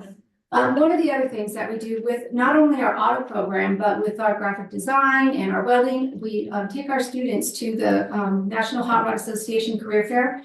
Mr. Wilson knows about this because he goes as a chaperone. Each year, high school CT students attend the NHRA Youth and Educational Services Program. It helps students focus on goals and continue education while allowing them to learn about and explore various career opportunities. Students learn about STEM and how it applies into the real world and NHR deck racing industry. Anything you want to say about that? Well, they are very geared towards opening children's minds, students' minds to what's out there, all the different opportunities. A lot of times we'll have women race car drivers come out and talk to the students and kind of open up the eyes of the girls there and all the different jobs available. It's very STEM oriented, very job placement, make good choices now and check out all the opportunities. So everybody seems really receptive. And that picture in the top left, that's our race car. And when you turn that on and it do that rumble and all that, just the 5,000 people just swarm around it. Thank you. Okay, television and video production. We have modernized labs, classrooms, and simulator environments. We've had our TV video production class there for a very long time, and we have upgraded to industry standards. The top left, we have the sink wall green screen. What that means is you see how it comes down and underneath. We should just have a little one that we hold up, so you only get part of the person, and the rest of them is like gone. So, and that comes with live digital sets. So on the left, you see the dinosaur there. So it's a set that you put up. You can still love it, sorry, I'm sorry. Industry, this is new to us this year, and we're having a lot of fun with it, and kids are getting a lot of great experience. In the middle is our Room Today Productions. We are in our 23rd season. And if you have good eyes and look real close, that's our first season. And Mr. Kraft's in there. He's the third person on the right. We have our industry specific and state-of-the-art equipment and our studio. Right under that, there's our studio. The students are in the sound booth, and then they're looking through into the actual studio on the top right. The two bottom on the left, our students have experience down at KVCR working in their studio. The third one on the bottom is a room graduate coming back. Our room graduates come back, talk to our students, experience, give them all that. And the bottom right is our industry partner who came and turned our teacher into an alien. And the students got to watch the whole. Thank you, Tony. Yeah, that was. So you know somebody. Every day, yeah. And then Mr. Powell walked around campus wearing that, and it was awesome. Everybody was engaged. Game design, no words, just pictures. So the students take the game. They have to figure out what game they're going to design, what they want it to be, and how they want it to be, and what's going to consist of. So they're planning it in that first picture. Then they put it down all together on a board, and then they play it and work it to see how they're going to code it and put it all together. Then they choose their characters, and they don't just take characters off the internet. They actually design their characters. The bottom left is their environment. They have to create their environment. And then the bottom right is them playing it on the computer, testing it on the computer. Lots of coding and Construction trades, we brought construction trades back this year, trying to fit everything on one slide. Within construction trades, we're doing blueprint reading, framing, plumbing, electrical, drywall, masonry, concrete, flooring, carpentry and roofing, HVAC, zoning and building codes. And in addition, our students are getting OSHA 10 certified. Over on the right, we have been taking our students to the Apprenticeship Expo down at Moreno Valley College.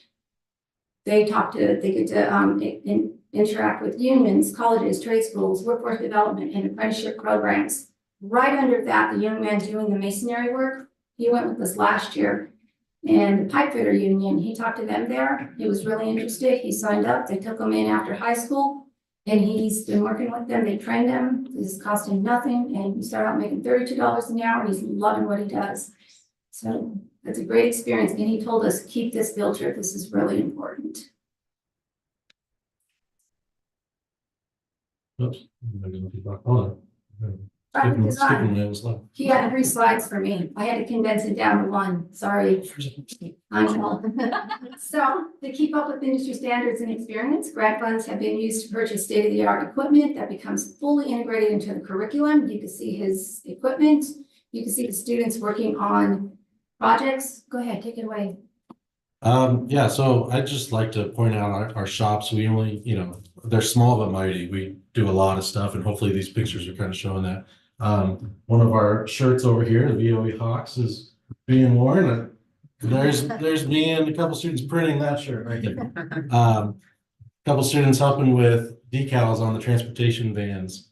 I didn't know I was going to get called up here. I was trying to give her a message, just that add to a shout out. I haven't had a chance to publicize yet, but Mountain Life and Running Springs did a t-shirt design contest, and they wanted to get mountain kids involved in it. And so we put the word out to MPH, and I think they contacted a couple other schools, and of course our school, because I work closely with them. And so 3 of my students won first, second, and third place, and those come with monetary scholarships, as well as they decided it was just going to be 1 t-shirt. The winner is going to win a scholarship, as well as 10% of the proceeds from sales of that shirt.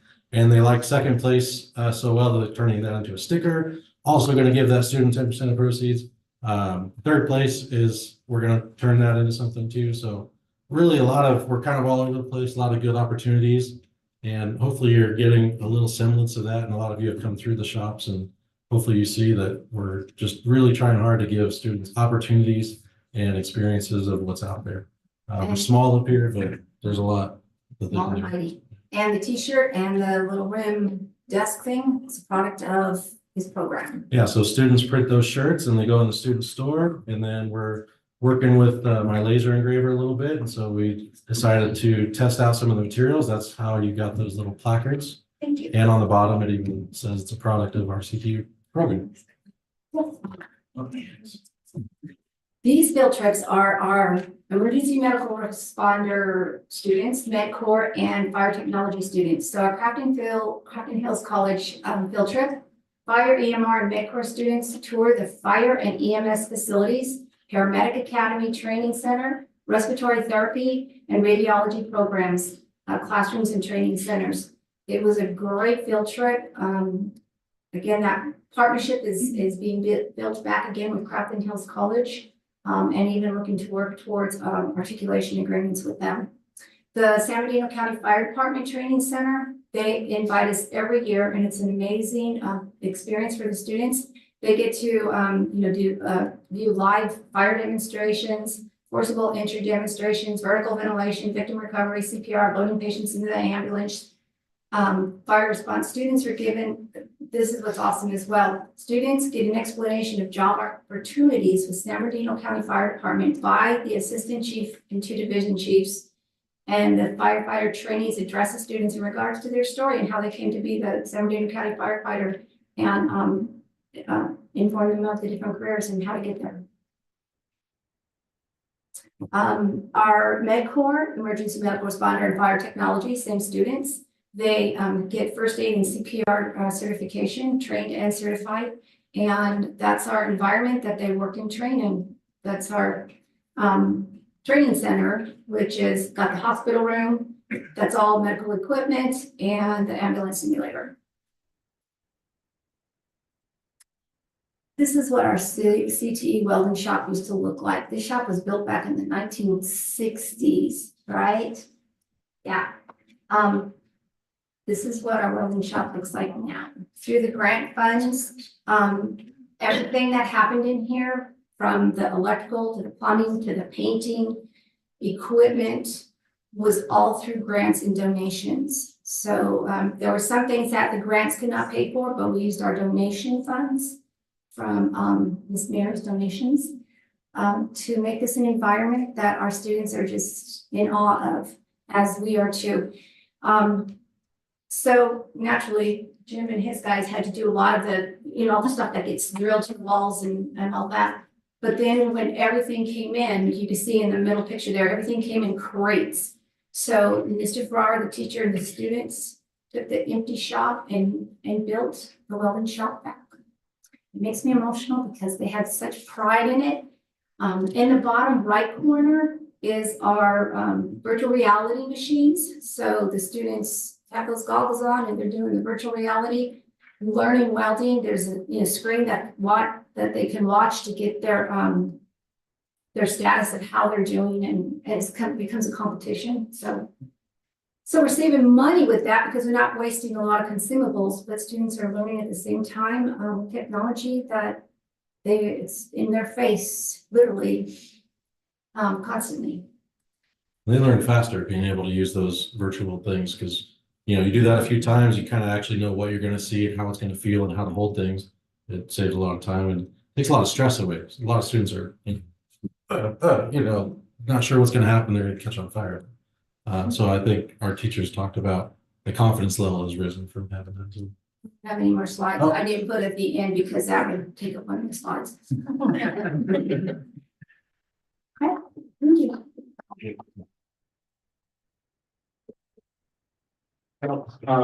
Stephanie, we were talking and congratulating the principal and assistant principal on their leadership, but I think you deserve that as well, your leadership. When I was a teacher, I was always in awe because of your leadership and the high level bar that you set. So congratulations.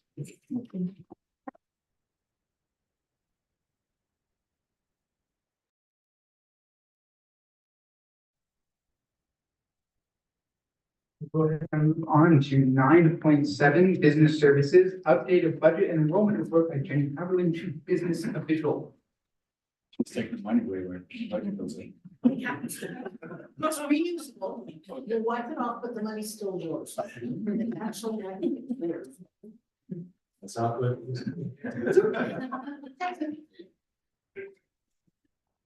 Hello, thank you very much for having us all tonight. It's kind of a different time of year for the budget right now because we just got kind of past one of our bigger reports of the year, which is our second interim in March. And as we gear up to budget development, April and May become a little quiet. There's not some big, we're not talking about new money as much. We've already talked about the governor's proposal in January. We're at the really beginning stages of the work, the housekeeping work that we do in the budget. And most of our dollars, we know what we're going to spend. We've possibly reported on them before. So this tends to be April, May, a little bit lighter for me. So, and then we're gearing up to, the governors may revise in May, which is when, by statute, the governor needs to propose his budget revision by May 14th, I believe the day is. And so right now, I have for you our enrollment graph. And we don't have attendance for you today.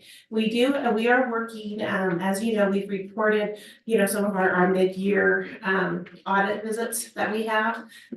We do have a couple of issues with our attendance that we're working through with our auditor.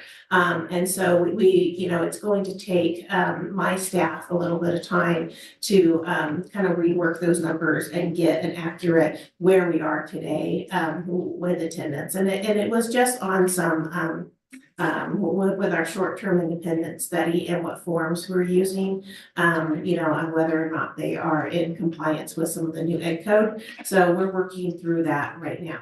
So, but I also attached, I'm not gonna go slide by slide and I don't have it in PowerPoint. I sold some slides from a recent conference I went to where Mike Fine from ThinkNet spoke.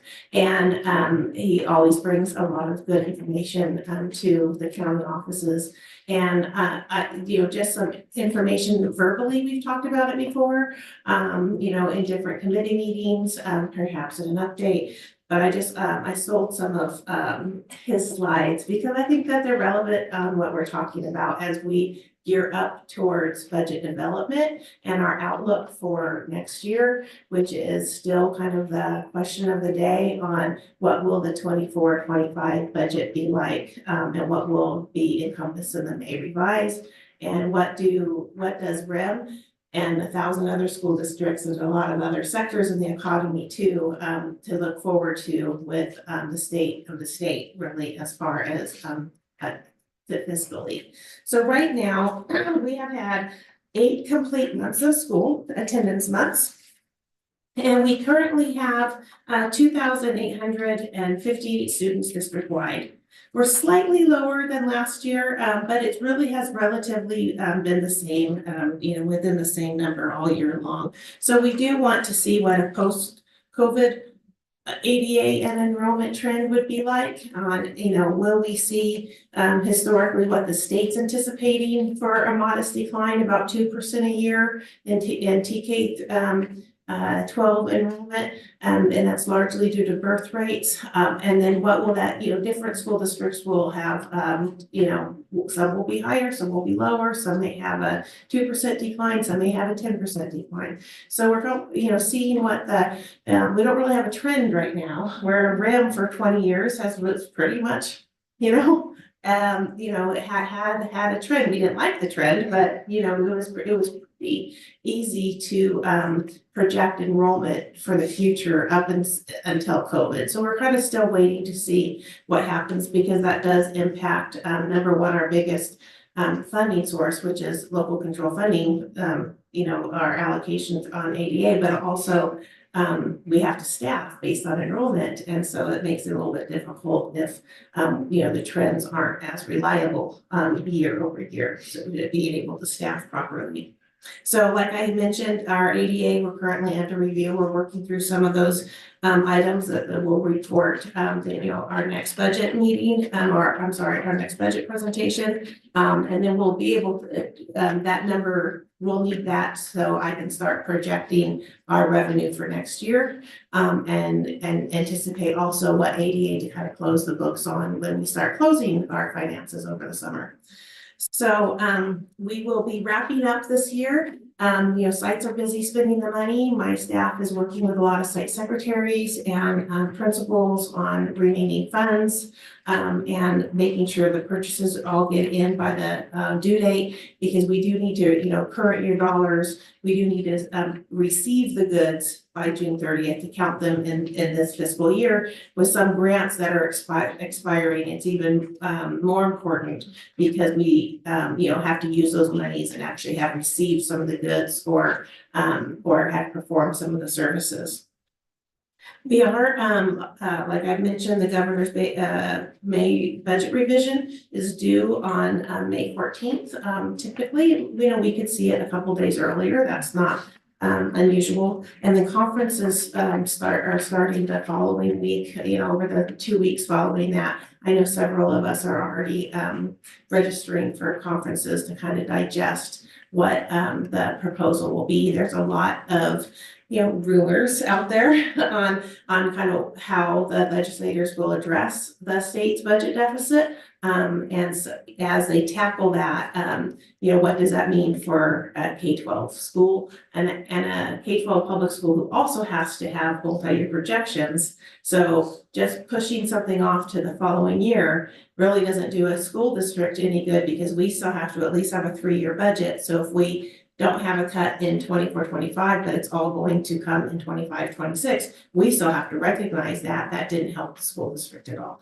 You know, maybe bought some time, but we saw that still becomes part of our budget. And that's what the biggest probably rumor we're hearing now is that there's going to be some pushing out to the future for the state's deficit. So, but we still would, if we know about something, we have to account and recognize it.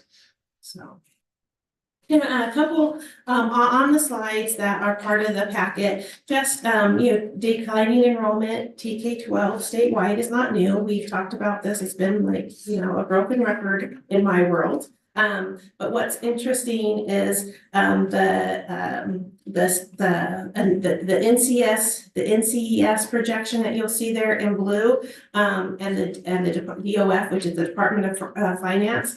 They typically are so similar that the state doesn't even separate them on a graph.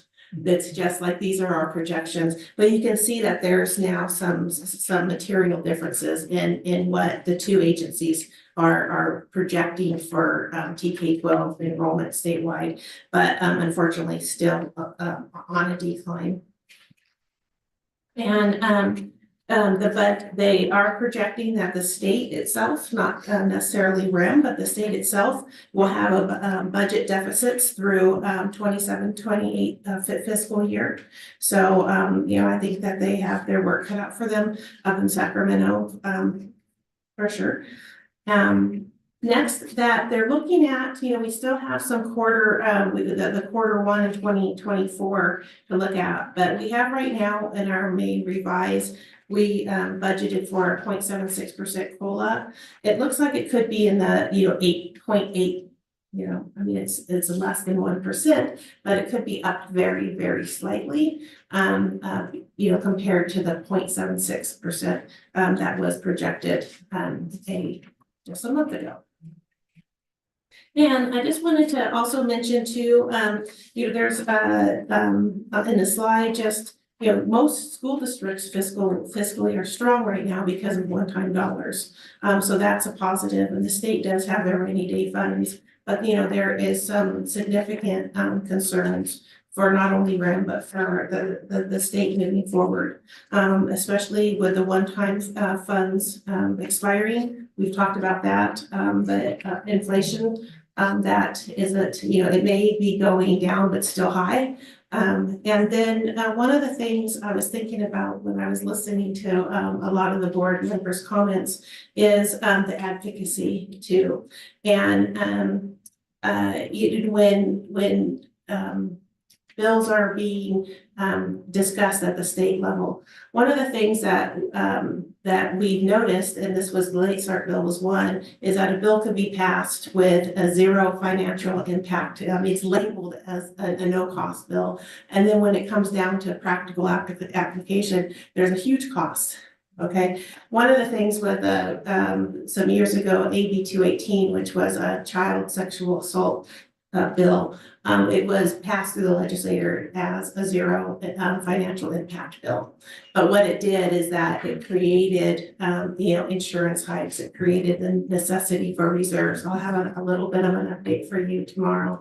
But it's what the impact to self-insured organizations like school districts and public entities who then pay some of this new legislation that opened the door, for claims to be filed, when something's presented as a zero impact financially, but then in practical speaking, it's not. So there's going to be some added pressures moving forward with districts to have some of those reserves based on laws that were thought that were going to be zero fiscal impact, but actually are to schools. So working through some of those as we move forward and have opportunities to speak. I don't know how to address that. I'm not up there, but I was thinking about that as I was listening to you talk. So, but unless you have any questions, that's all I have for you tonight. I can empty a room or silence a room very easily. I always look forward to the budget numbers. Okay. And thank you. And thank you. And thank you for all the kind words you said for the staff. I think everyone really appreciates it. Well, thank you very much. With that, we'll move on to 10.0, discussion / action roundtable. 10.1, superintendent, first reading of the October revisions to the attached board policy, BPs, administrative regulations, ARs, board bylaws, BPs, and exhibits E's. They were submitted for revisions by the CSBA and reviewed by administrations. We have a motion. And so moved. Anna? Yeah. Wait a second. Second. We have Scott, discussion. Any? Oh, you have some? You try to find it.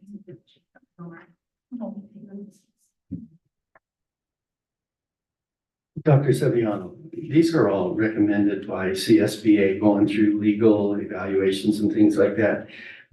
Our staff looks at the various items for specific alignment to our situation, but it still seems like we're almost forced just to accept them as is, and that concerns me.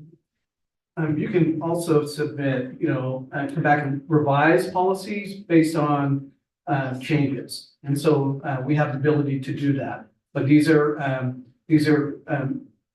comply with ed code and legal requirements. So therefore we must, obviously look at those and make sure that we're updating our policies. But when we have potential changes, we can bring those back as well. We're also not obligated to accept recommendations from CSBA. This is a service that's provided as part of our membership that we pay for. There are a small minority of school districts that are not members of CSBA, and they have to pay their own lawyers to do this work themselves to ensure that they're staying on top of all of the changing laws in the state and ensuring they're complying. I'm trying to get to the page. Yeah, so just, I have the pages down here, but I'm having a hard time finding it, and I don't. No, this is not the homework one, so this is for the first reading. In here. 61. Pardon? 61. That's the homework one. That's the whole, yeah, so no, this is the, yeah, so this is different. So, yeah, so definitely. So what I'm having a hard time finding is there is language in here talking about, as far as curriculum for students and talking about specifically the Declaration of Independence and the Constitution, in terms of addressing it in the classroom, in terms of when students are ready. So being sensitive to what students developmentally are ready for. And I like that language. Elsewhere, there's talking about making sure that we're presenting curriculum in addressing LGBTQ+, and making sure that we're addressing all of those different potential genders or, and so I wonder about whether as a board we can discuss or consider possibly having that same language that was there for the Declaration of Independence and Constitution in terms of when students are ready. So for acknowledging bringing up such materials or such concepts and being sensitive what student development is at in terms of what they're able to understand and being able to just be able to really, really understand and identify with. Being able to have that similar language when we're talking about addressing various potential groups and celebrating them in various historical contexts.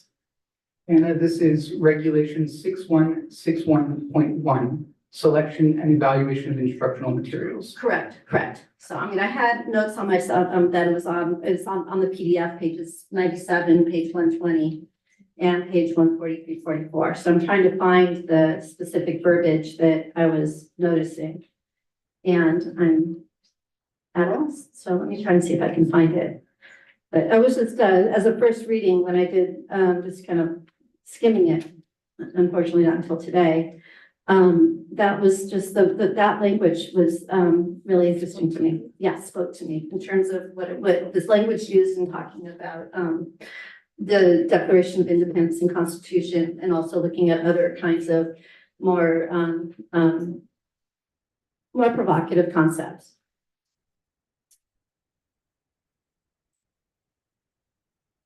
I have that language here. You do? Okay, cool.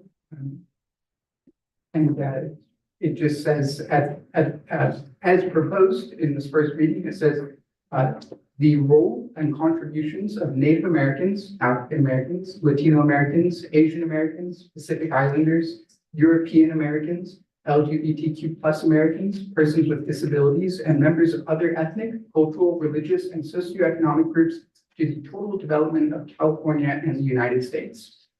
Correct. So that language, in terms of various subject matters, especially in social sciences, making sure it's being presented through the lens, addressing all of those different groups. And then, so it's basically stating within our board policy, if we were to adopt this, that it would be a requirement to make sure that when we're covering this material, that we are representing all of those different groups and making sure that those concepts are being, and that's where I'm suggesting we add in the blurb that they have when talking about the Constitution and the Declaration of Independence. So you have a note, it's on 162 or page 67 in PDF. It says requiring, this is under 6E, requiring when appropriate to the comprehension of students that textbooks for social science, history, or civics classes contain the Declaration of Independence of the United States Constitution, including the district's local control and accountability plan. Is that the quote you're looking for? No, it isn't. Gosh, I think it's on page 143. Let me take a look. That is, okay, what about, okay, then. Rod Ola, okay.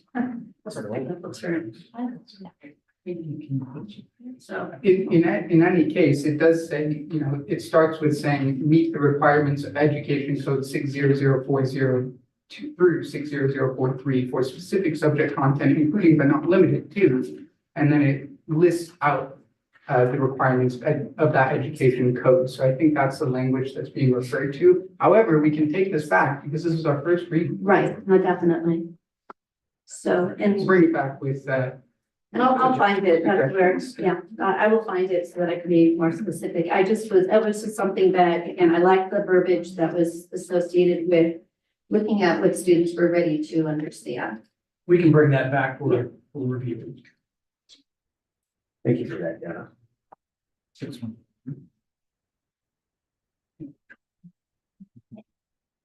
So potentially having a conversation when we bring it back so that we can make sure that we're all in agreement.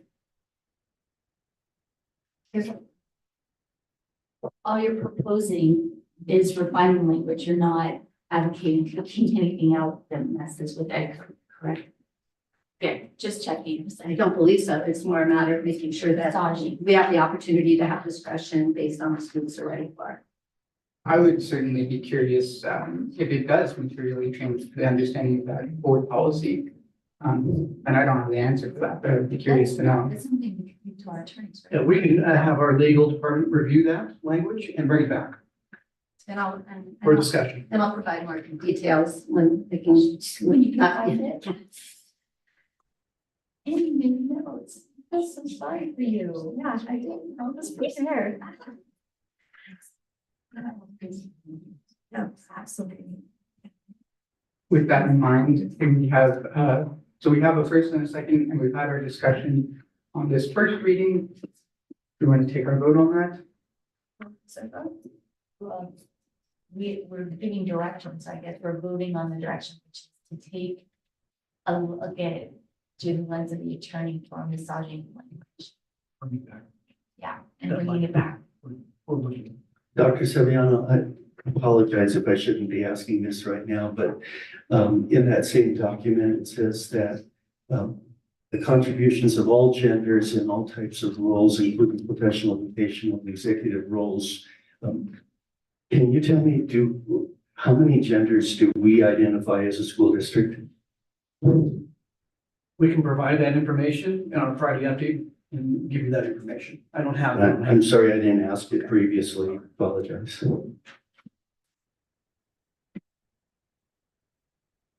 if we are discussing on voting on direction, I would say that, again, as part of our CSB membership, we pay to have their lawyers review and ensure that we're in compliance. So when they make these recommendations, it is from that legal perspective, and CSBA's perspective is coming from one that is, let's ensure that our membership, school boards, are not in a place where they're violating state law and getting themselves in a position to be sued. So that's where the language, I think, recommendations come from. So I would be hesitant to spend more attorney fees to have them review something that's been reviewed, not just by CSBA lawyers, but also by administration. With all due respect, Mr. President, during the COVID, CSBA came out within 1 week after the governor made us an assessment, a medical assessment that I don't think was qualified to make, and came up and supported that. So I don't have full confidence that they are always going to have the perspective that we need. I understand that. Yeah, thank you. As long as we're not violating ed code, and we as individuals cannot be sued, as well as the district. We have but these were the board bylaws, like student rep to the board. We have a lot of leeway in putting in there what we do, our practices, but for policy, the actual ed code, we need to, I just don't want to, whatever we do, don't open us up for both personal as well as district liability. And to that note, I would not want to have classroom teachers obligated to do something that, that we have stated, that we'll end up having stated in board policy that they're not following through on. So I want to be able to make sure that what we have is board policy. Yeah, exactly. So they want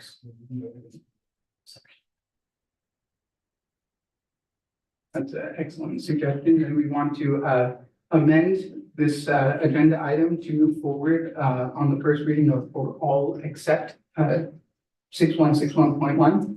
Is that sound amenable to you? Yeah. We'll be having a second reading, so yes, that's amenable to me. I'm sorry, I didn't hear what you actually said, Jordan. The proposal, if Dana wants to amend her motion, would be to move forward with all of the revisions provided here, with the exception of 6161.1. So they can go to a second meeting. So, yeah, so that everything else can go to a second reading. I just didn't hear what you said. Yeah. All right, that's good. Are you amending that motion? Yes, I'm amending the motion as our esteemed president said. I'll second that. Excellent. So we have an amended motion with the first and second. Any further discussion?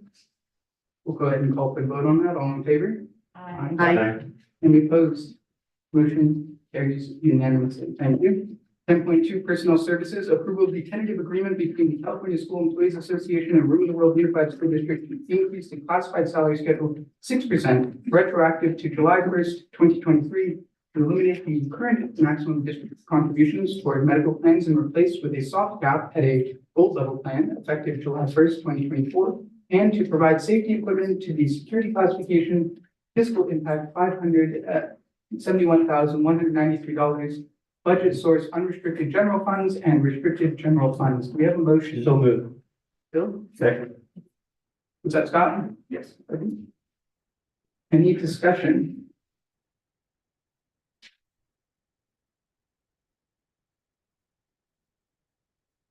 Oh, not seeing any. We'll go ahead and call for the vote on that. All in favor? Aye. Any opposed? Motion carries unanimously.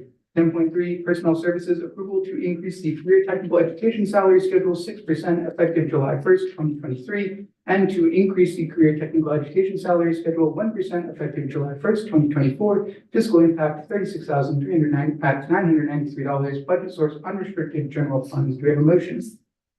So moved. Second. Scott's first, Cindy second. Any discussion? That will go ahead and call for the vote on it. All in favor? Aye. Aye. Any opposed? Motion carries unanimously. 10.4 educational services, approval to purchase supplemental materials from the Institute for Multisensory Education, IMSE, to support the Orton Gillingham teacher training and the instruction of students during the 2023-2024 school year. Fiscal impact $51,739. Budget source restricted general fund / ESSER 3. Do you have a motion? So moved. Second. Scott, any discussion? I was excited to see this, so, all in favor? Aye. Aye. Any opposed? Motion carries unanimously. 10.5, educational services, approval of the memorandum of understanding number 23/24-1081 between Riverwood Unified School District and San Bernardino County Superintendent of Schools Regional Occupational Program from July 1st, 2023 to January 31st, 2026. Fiscal impact $137,492. Budget source Career Technical Education Incentive Grant Program, CTAIC. Do you have a motion? So moved. So moved. Seconds. Scott, seconds. Any discussion? Excited to see this as well. All in favor? Aye. Any opposed? Motion carries unanimously. 10.6, educational services, approval to purchase 1,475 Chromebooks cases and Google Chrome education upgrade for the 2-to-1 initiative for students in grades 6 through 12 at Rim High School, Mountain High School, and Mary Putnam Hank, beginning in the 2024-2025 school year. Fiscal impact $394,841. Budget source ESSER 3 funds. Do we have a motion? So moved. Cindy's first. Second. I think that was Dan and Yan. Oh, no. I gave it to Dan. I read it.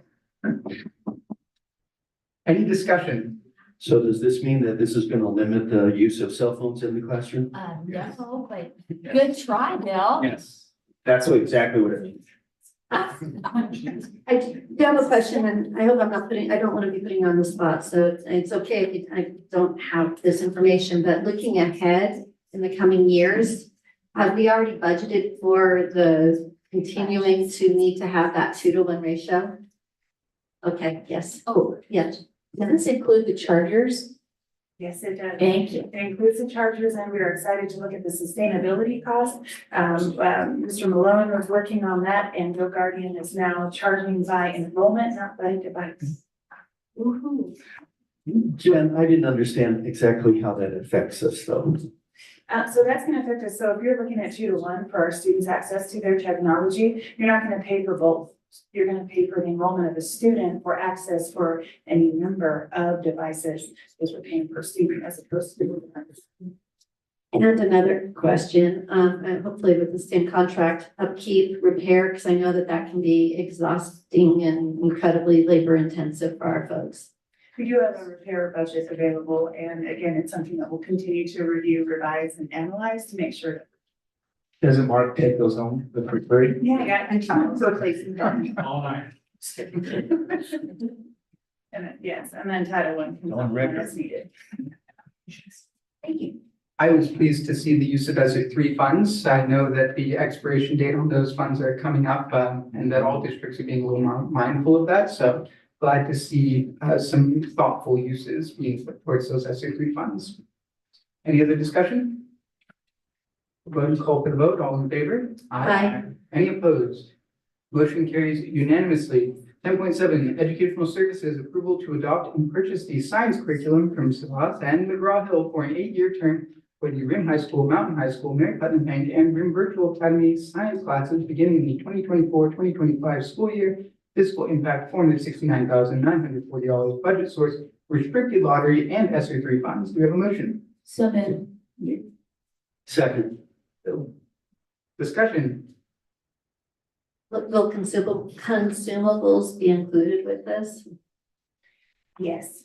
So, and in fact, the co-funding that you see is that we're looking at how we can utilize the ESSER funds for the kits and the supplemental components to save us in the restricted dollars for future textbook adoptions. So this doesn't have to be answered here, it can be answered in a Friday update. So for RBA, the high school students that have to have the lab requirements, it kind of goes with the textbooks, are we meeting those lab requirements? Absolutely, I'll give you more details. Just in a Friday update to follow up. Oh, please go. Go ahead. You were first. I was just going to note that for the 8-year term, the price seems relatively low. I assume that we drove a hard bargain for them.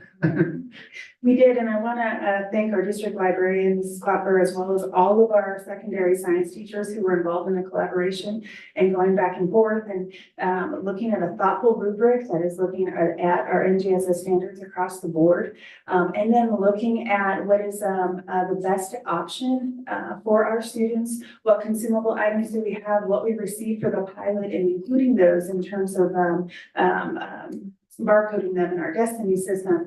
And again, as you'll see, this also does include class sets to ensure that you have what is sent home with the students, but also availability to our teachers to make sure they have the resources they need in the classroom. Thank you. Jen, just a process, how much evaluation, I'm not asking it the right way. How much participation did we get in evaluation by parents or public? Right, so we had a Google form that was available. We also had our materials on for public view more than the 30 days. In fact, we did over a semester, which was downstairs and available for public view, but also the links were available. We had limited feedback on the Google form in terms of them following up there, but we did have parents come through. Participation not as high, it depends on, again, relative to what your expectation may be, but again, we put out multiple parent squares. And I'm thinking that because we have those links available, they may not have responded to a Google form because they could go straight to the links and to review the materials. But do we know if they actually went and reviewed? And I'm kind of looking at this as a bigger subject as to how we get parental involvement when we need it. And so we reach out to provide that opportunity for parental involvement, and then we take that information back to our teams. So the adoption process started in September, and we reconvened after winter break. And then again, but we take that information, limited or more, depending on how much we receive, and we share it with our teacher teams to ultimately make the decision. But I'm interested, you got 140 parents out at the college night, which seems good from my perspective. But it sounds like we got limited response here, and you obviously put it out. Parent talk, I saw the notices, so it was there and the opportunity was there, but I'm not sure, I guess it didn't matter or something. They love it. Okay, there you go. But yeah, Thank you. Any other discussion?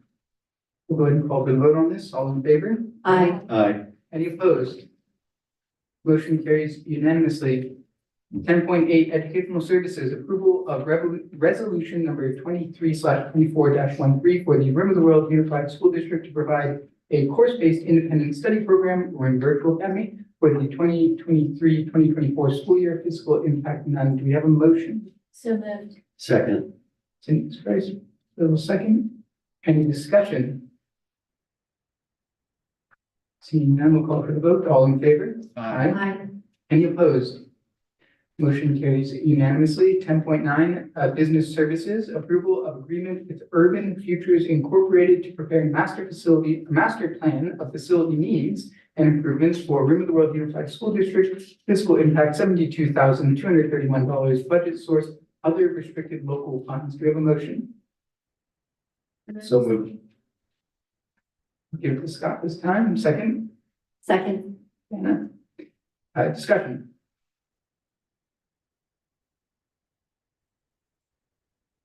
I want to thank the administration's diligence in working on the pricing for this and seeking, figures of what this would cost in other districts and with other firms. And those prices look like they could easily be 1.5 to 2 times more. So I really appreciate you all working on that. I feel like we've long needed a master facilities plan, so seems overdue. Any other discussion? Agreed. I think it's really something we've needed, and it's surprising that we haven't had it in the past. So thank you. And I know you searched to get the best possible pricing we could get, and I appreciate that too. But we really need this, and if we're going to go for a bond, we've got to know exactly what we need. Also, just want to acknowledge, yes, it is a lot of money. And I also know that ever since I've been on the board, it's something that every superintendent has mentioned that it's something that we really need. And in part, it's to help us with making better decisions. So this should be money well spent in being able to have a more cohesive plan, to be able to have an idea of sequencing in terms of when we do what, so we don't end up wasting money or also missing opportunities. So it kind of makes me wince to see us spend this amount of money at this point, but I do see the necessity. Piggybacking on what you said, Georgiana, we always need a plan if we're gonna go for grants or funding sources.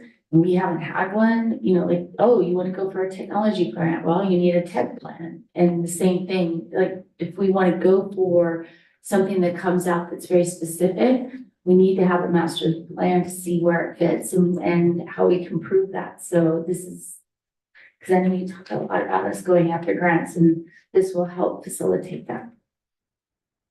Well said. Any other discussion?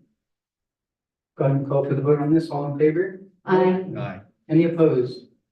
Motion carries unanimously. 11.0 consent calendar. Do we have any items that would like to pull for a separate vote?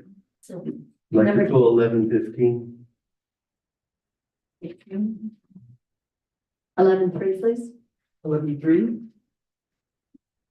There's a lot on the consent calendar, so I'll give everyone a moment to go through. 1-5, yes.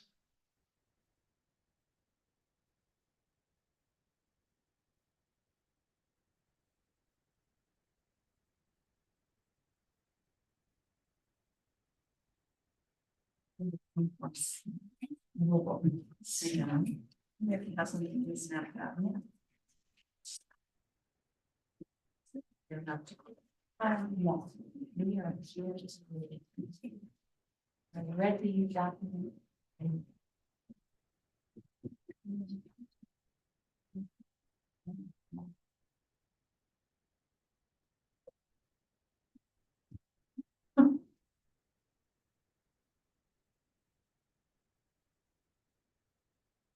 One final call.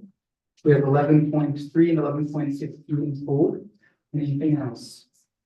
With that, I'll go ahead and ask for a motion for 11.1, 11.2, 11.4, 11.5, 11.6, 11.7, 11.8, 11.9, 11.10, 11.11, 11.12, 11.13, 11.14, 11.16, 11.17, 11.18, 11.19, 11.20, 11.21, 11.22, 11.23, 11.24, 11.25, 11.26, 11.27, and 11.28.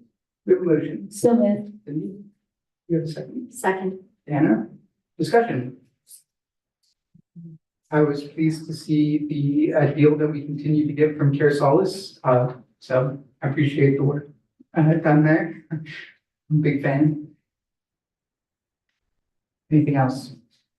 We'll go and call for the vote there. All in favor? Aye. Any opposed? Motion carries unanimously. 12.0, items removed from the consent calendar. We'll start in numerical order. 11.3, superintendent revision of the September attached board policy, BBs, administrative regulations, ARs, board bylaws, BBs, and exhibits E's second reading approval. We have a motion. I move.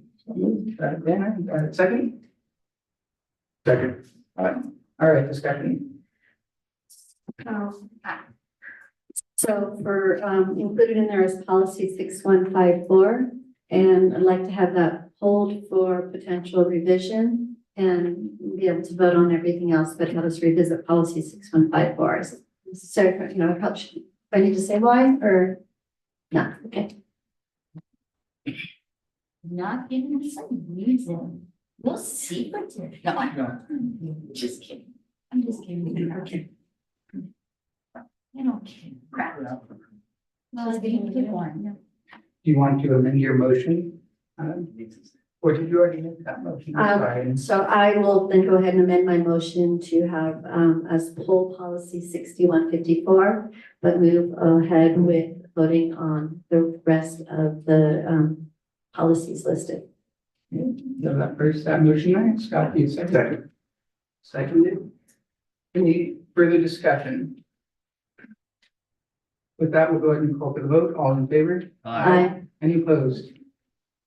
Motion carries unanimously. We will be pulling policy 6154, homework/makeup work, for future discussion.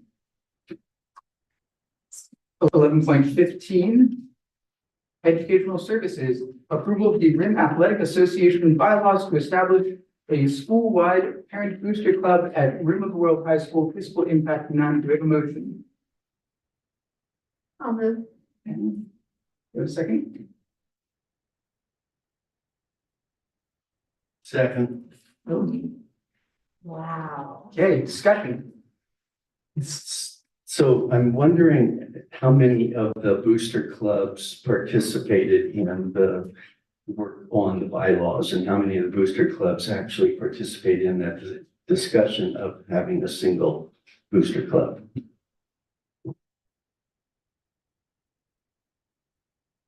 We can provide that information. I don't have that in front of me, but I certainly can provide that information and bring it back.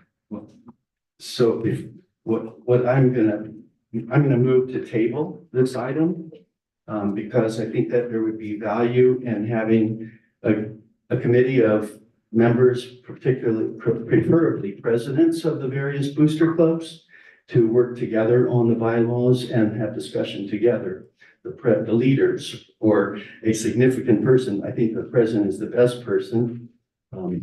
So I'm moving to table, and I do need to make a comment. I have not consulted with anyone in the room about tabling. This is my decision to move to table. It is my understanding that Mr. Williams has had some meetings with boosters in terms of the numbers. That's really, I don't have that information, but certainly we can provide that information, bring it back. Yeah, and so it's not information I'm actually asking for, Dr. Sevillano. I'm asking for a process that would include leaders from the various booster clubs, because I think that will help us to have a united voice. And I'd like to know that is there. Right now, I'm not hearing unity in the voice. And I don't know, I know he's had those meetings, and I appreciate the fact that Mr. Williams has tried to schedule meetings like that. But I think there's value in having people participate. So again, I move to table. This clarification, you want information on also the process? No, I'm wanting there to be a process that includes, so my motion to table includes a recommendation to have presidents of the booster clubs meet together to go over the bylaws and come back with a united voice. Just to clarify, and correct me if I'm wrong, your motion is to table pending all of those booster club presidents agreeing upon board bylaws. Working on them together. Working on them together. Yes, like a committee. So your motion to table does not have a fixed time frame to it? No. I have a little concern with that, because I think it's good to have collaboration and people talking and meeting. I don't want to have our booster bylaws determined by just the presidents of the booster clubs. I think it's okay to have people discuss and to talk about things, but ultimately, whenever you have a booster club, it only runs because the school district allows it to run, and the school accepts that. And the school and the school district have the right to disband it at any given time. And so the power really relies with the school district and the coaches. It's good to have that discussion, and I agree with that, but I don't want it to be the determining factor. Well, I'm not trying to limit and say the coaches can't be a part of that. I just want to see that the different clubs are all participating in the dialogue and in the organization. And so if that's the coaches, if that's the presidents, I want to see that they've all worked on that together so that it alleviates some of the controversy that I think is out there right now. And this is going to be a challenge to form a single club. Having been a member of booster clubs, we all are very particular. We own our clubs, we're our sport, if you will, but it's not just, I think we need to think of the bigger picture too. You have the booster clubs for the band as an example. So it's more than just coaches. Absolutely. I'm just saying that you said you wanted unity to happen, and I don't think we'll ever get that. So I think it's good to have that discussion and develop that plan. And as you clarified with discussing that and having people involved, I agree with that wholeheartedly. But I think my clarification is on the unity part of what you were describing. I'm concerned about whether there'd be any problems we create by not voting on this tonight. Is it possible to get some insight into how necessary it is for us to have this vote tonight? We possibly invite Mr. Williamsy, or do you have any insight into that? Mr. Williamsy, would you mind providing some information?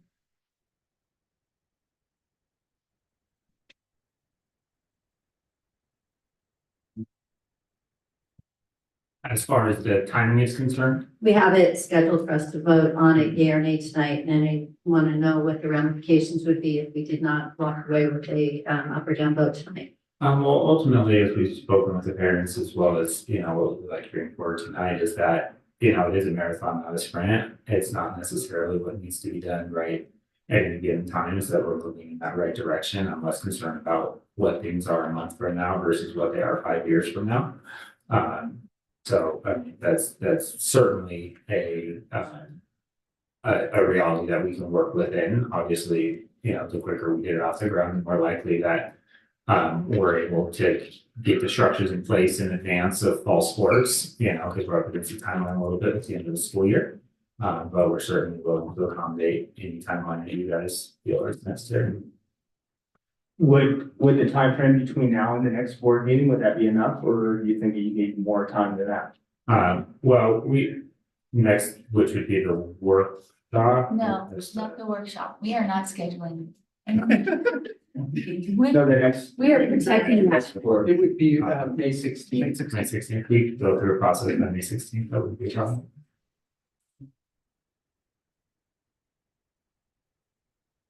And this is more just, I agree with Scott in terms of not wanting to require there to be absolute 100% buy-in from all of the current booster leaders. I think it would be nice to be able to make sure that and I imagine you might already have sought feedback, but if there's any folks who have wished to have input that haven't had to, giving them that opportunity, I think is very important.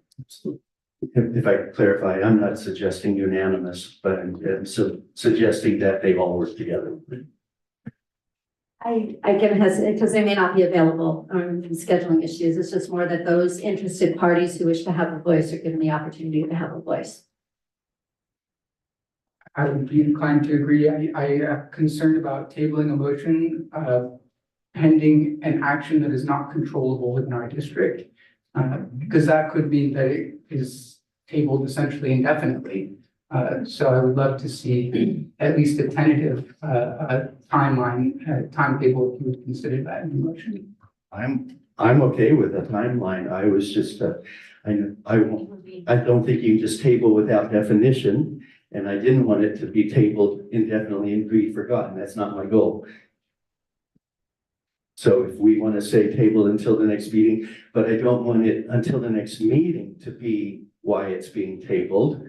I want there to be a process that occurs in the meantime that involves the other booster organizations. Well, I can create a schedule and share it with Dr. Sediano to give you guys a Friday update so that we can, make sure that we're meeting those timelines. And that way, if there's any concerns about the process by which we go through, that you guys can voice that prior to the board meeting, so hopefully that we can get it off the ground by the May board meeting. I'm good with that. Thank you. Do you need clarification on the motion? If you don't mind. Okay, so I'm gonna take back what I just said already. I move to table until there is conversation with the various booster clubs prior to the next meeting of the board on May 16th. And they'll report on that conversation, or excuse me, that review of these bylaws to come back at the meeting.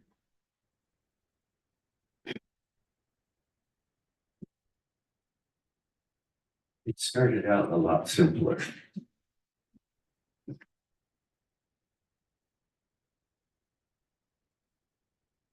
Writing that down. So we do have that motion on the floor. Motion to table takes precedence over voting on the item itself. So we'll open that up. Bill's made that motion. Is there a second for that motion? I'll second that. Seconded by Dana. Any discussion on that motion to table?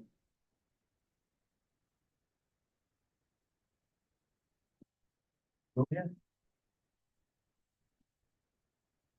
My only problem with that is that it says that it has to happen. I think you provide the opportunity for it. Is all that should be allowed, so that you don't have somebody just abstaining and saying, hey, we never did anything. And I think it's the opportunity to be there as the schedule set up is what needs to be provided. Agreed. So you want to modify that motion to say the opportunity? Someone else rewrite it, because we're doing this orally out loud with it really trying to say opinions. So. We don't need to add in, you guys are getting in the weeds. Exactly. I like a motion that we So table far. the item until the next board meeting, so that everybody has the opportunity to have discussion with regard to everything involved with the single booster at the high school moving forward. Did you just make that a motion to table? I second it. Weeds. Okay, so let me go ahead and revise here. We have a motion to table on the floor until our May 16th board meeting. Made by Scott, seconded by Bill. Is that correct? Yes. Okay. Any discussion before we move forward on that? No more, none. Cindy doesn't have anything to add to the I have conversation. nothing. Okay, we'll go ahead and call for the vote on this. All in favor? Aye. Any opposed? Motion carries unanimously. This 11.15 has been tabled until May 16th. 13.0 governance team future agenda items planning. 13.1 time allotted for the board of trustees to request agenda items for future meetings. Do you have any requests outside what is regularly scheduled within our board governance calendar?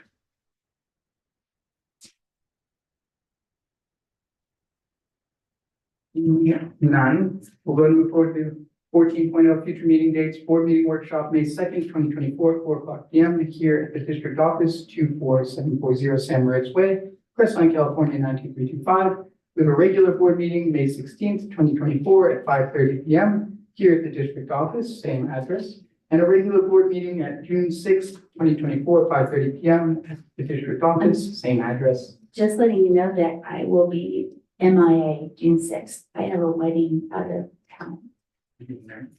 I am getting married. I decided that I needed to do it again. Oh, I should tell Tony probably. Yeah, maybe, but sorry, I have to go. Do we want to look at our calendars to see about rescheduling? No, you just keep on plugging. Duly noted. 15.0 recess to closed session if necessary. That is not necessary, so we'll be moving on to 16.0 adjournment, 16.1 adjournment meeting. Do we have a motion? So moved. Cindy Gardner's up Yes. for second. Scott Kraft second. Any discussion on this very exciting motion? Seeing none, we'll go ahead and call for the vote. All in favor? Aye. Aye.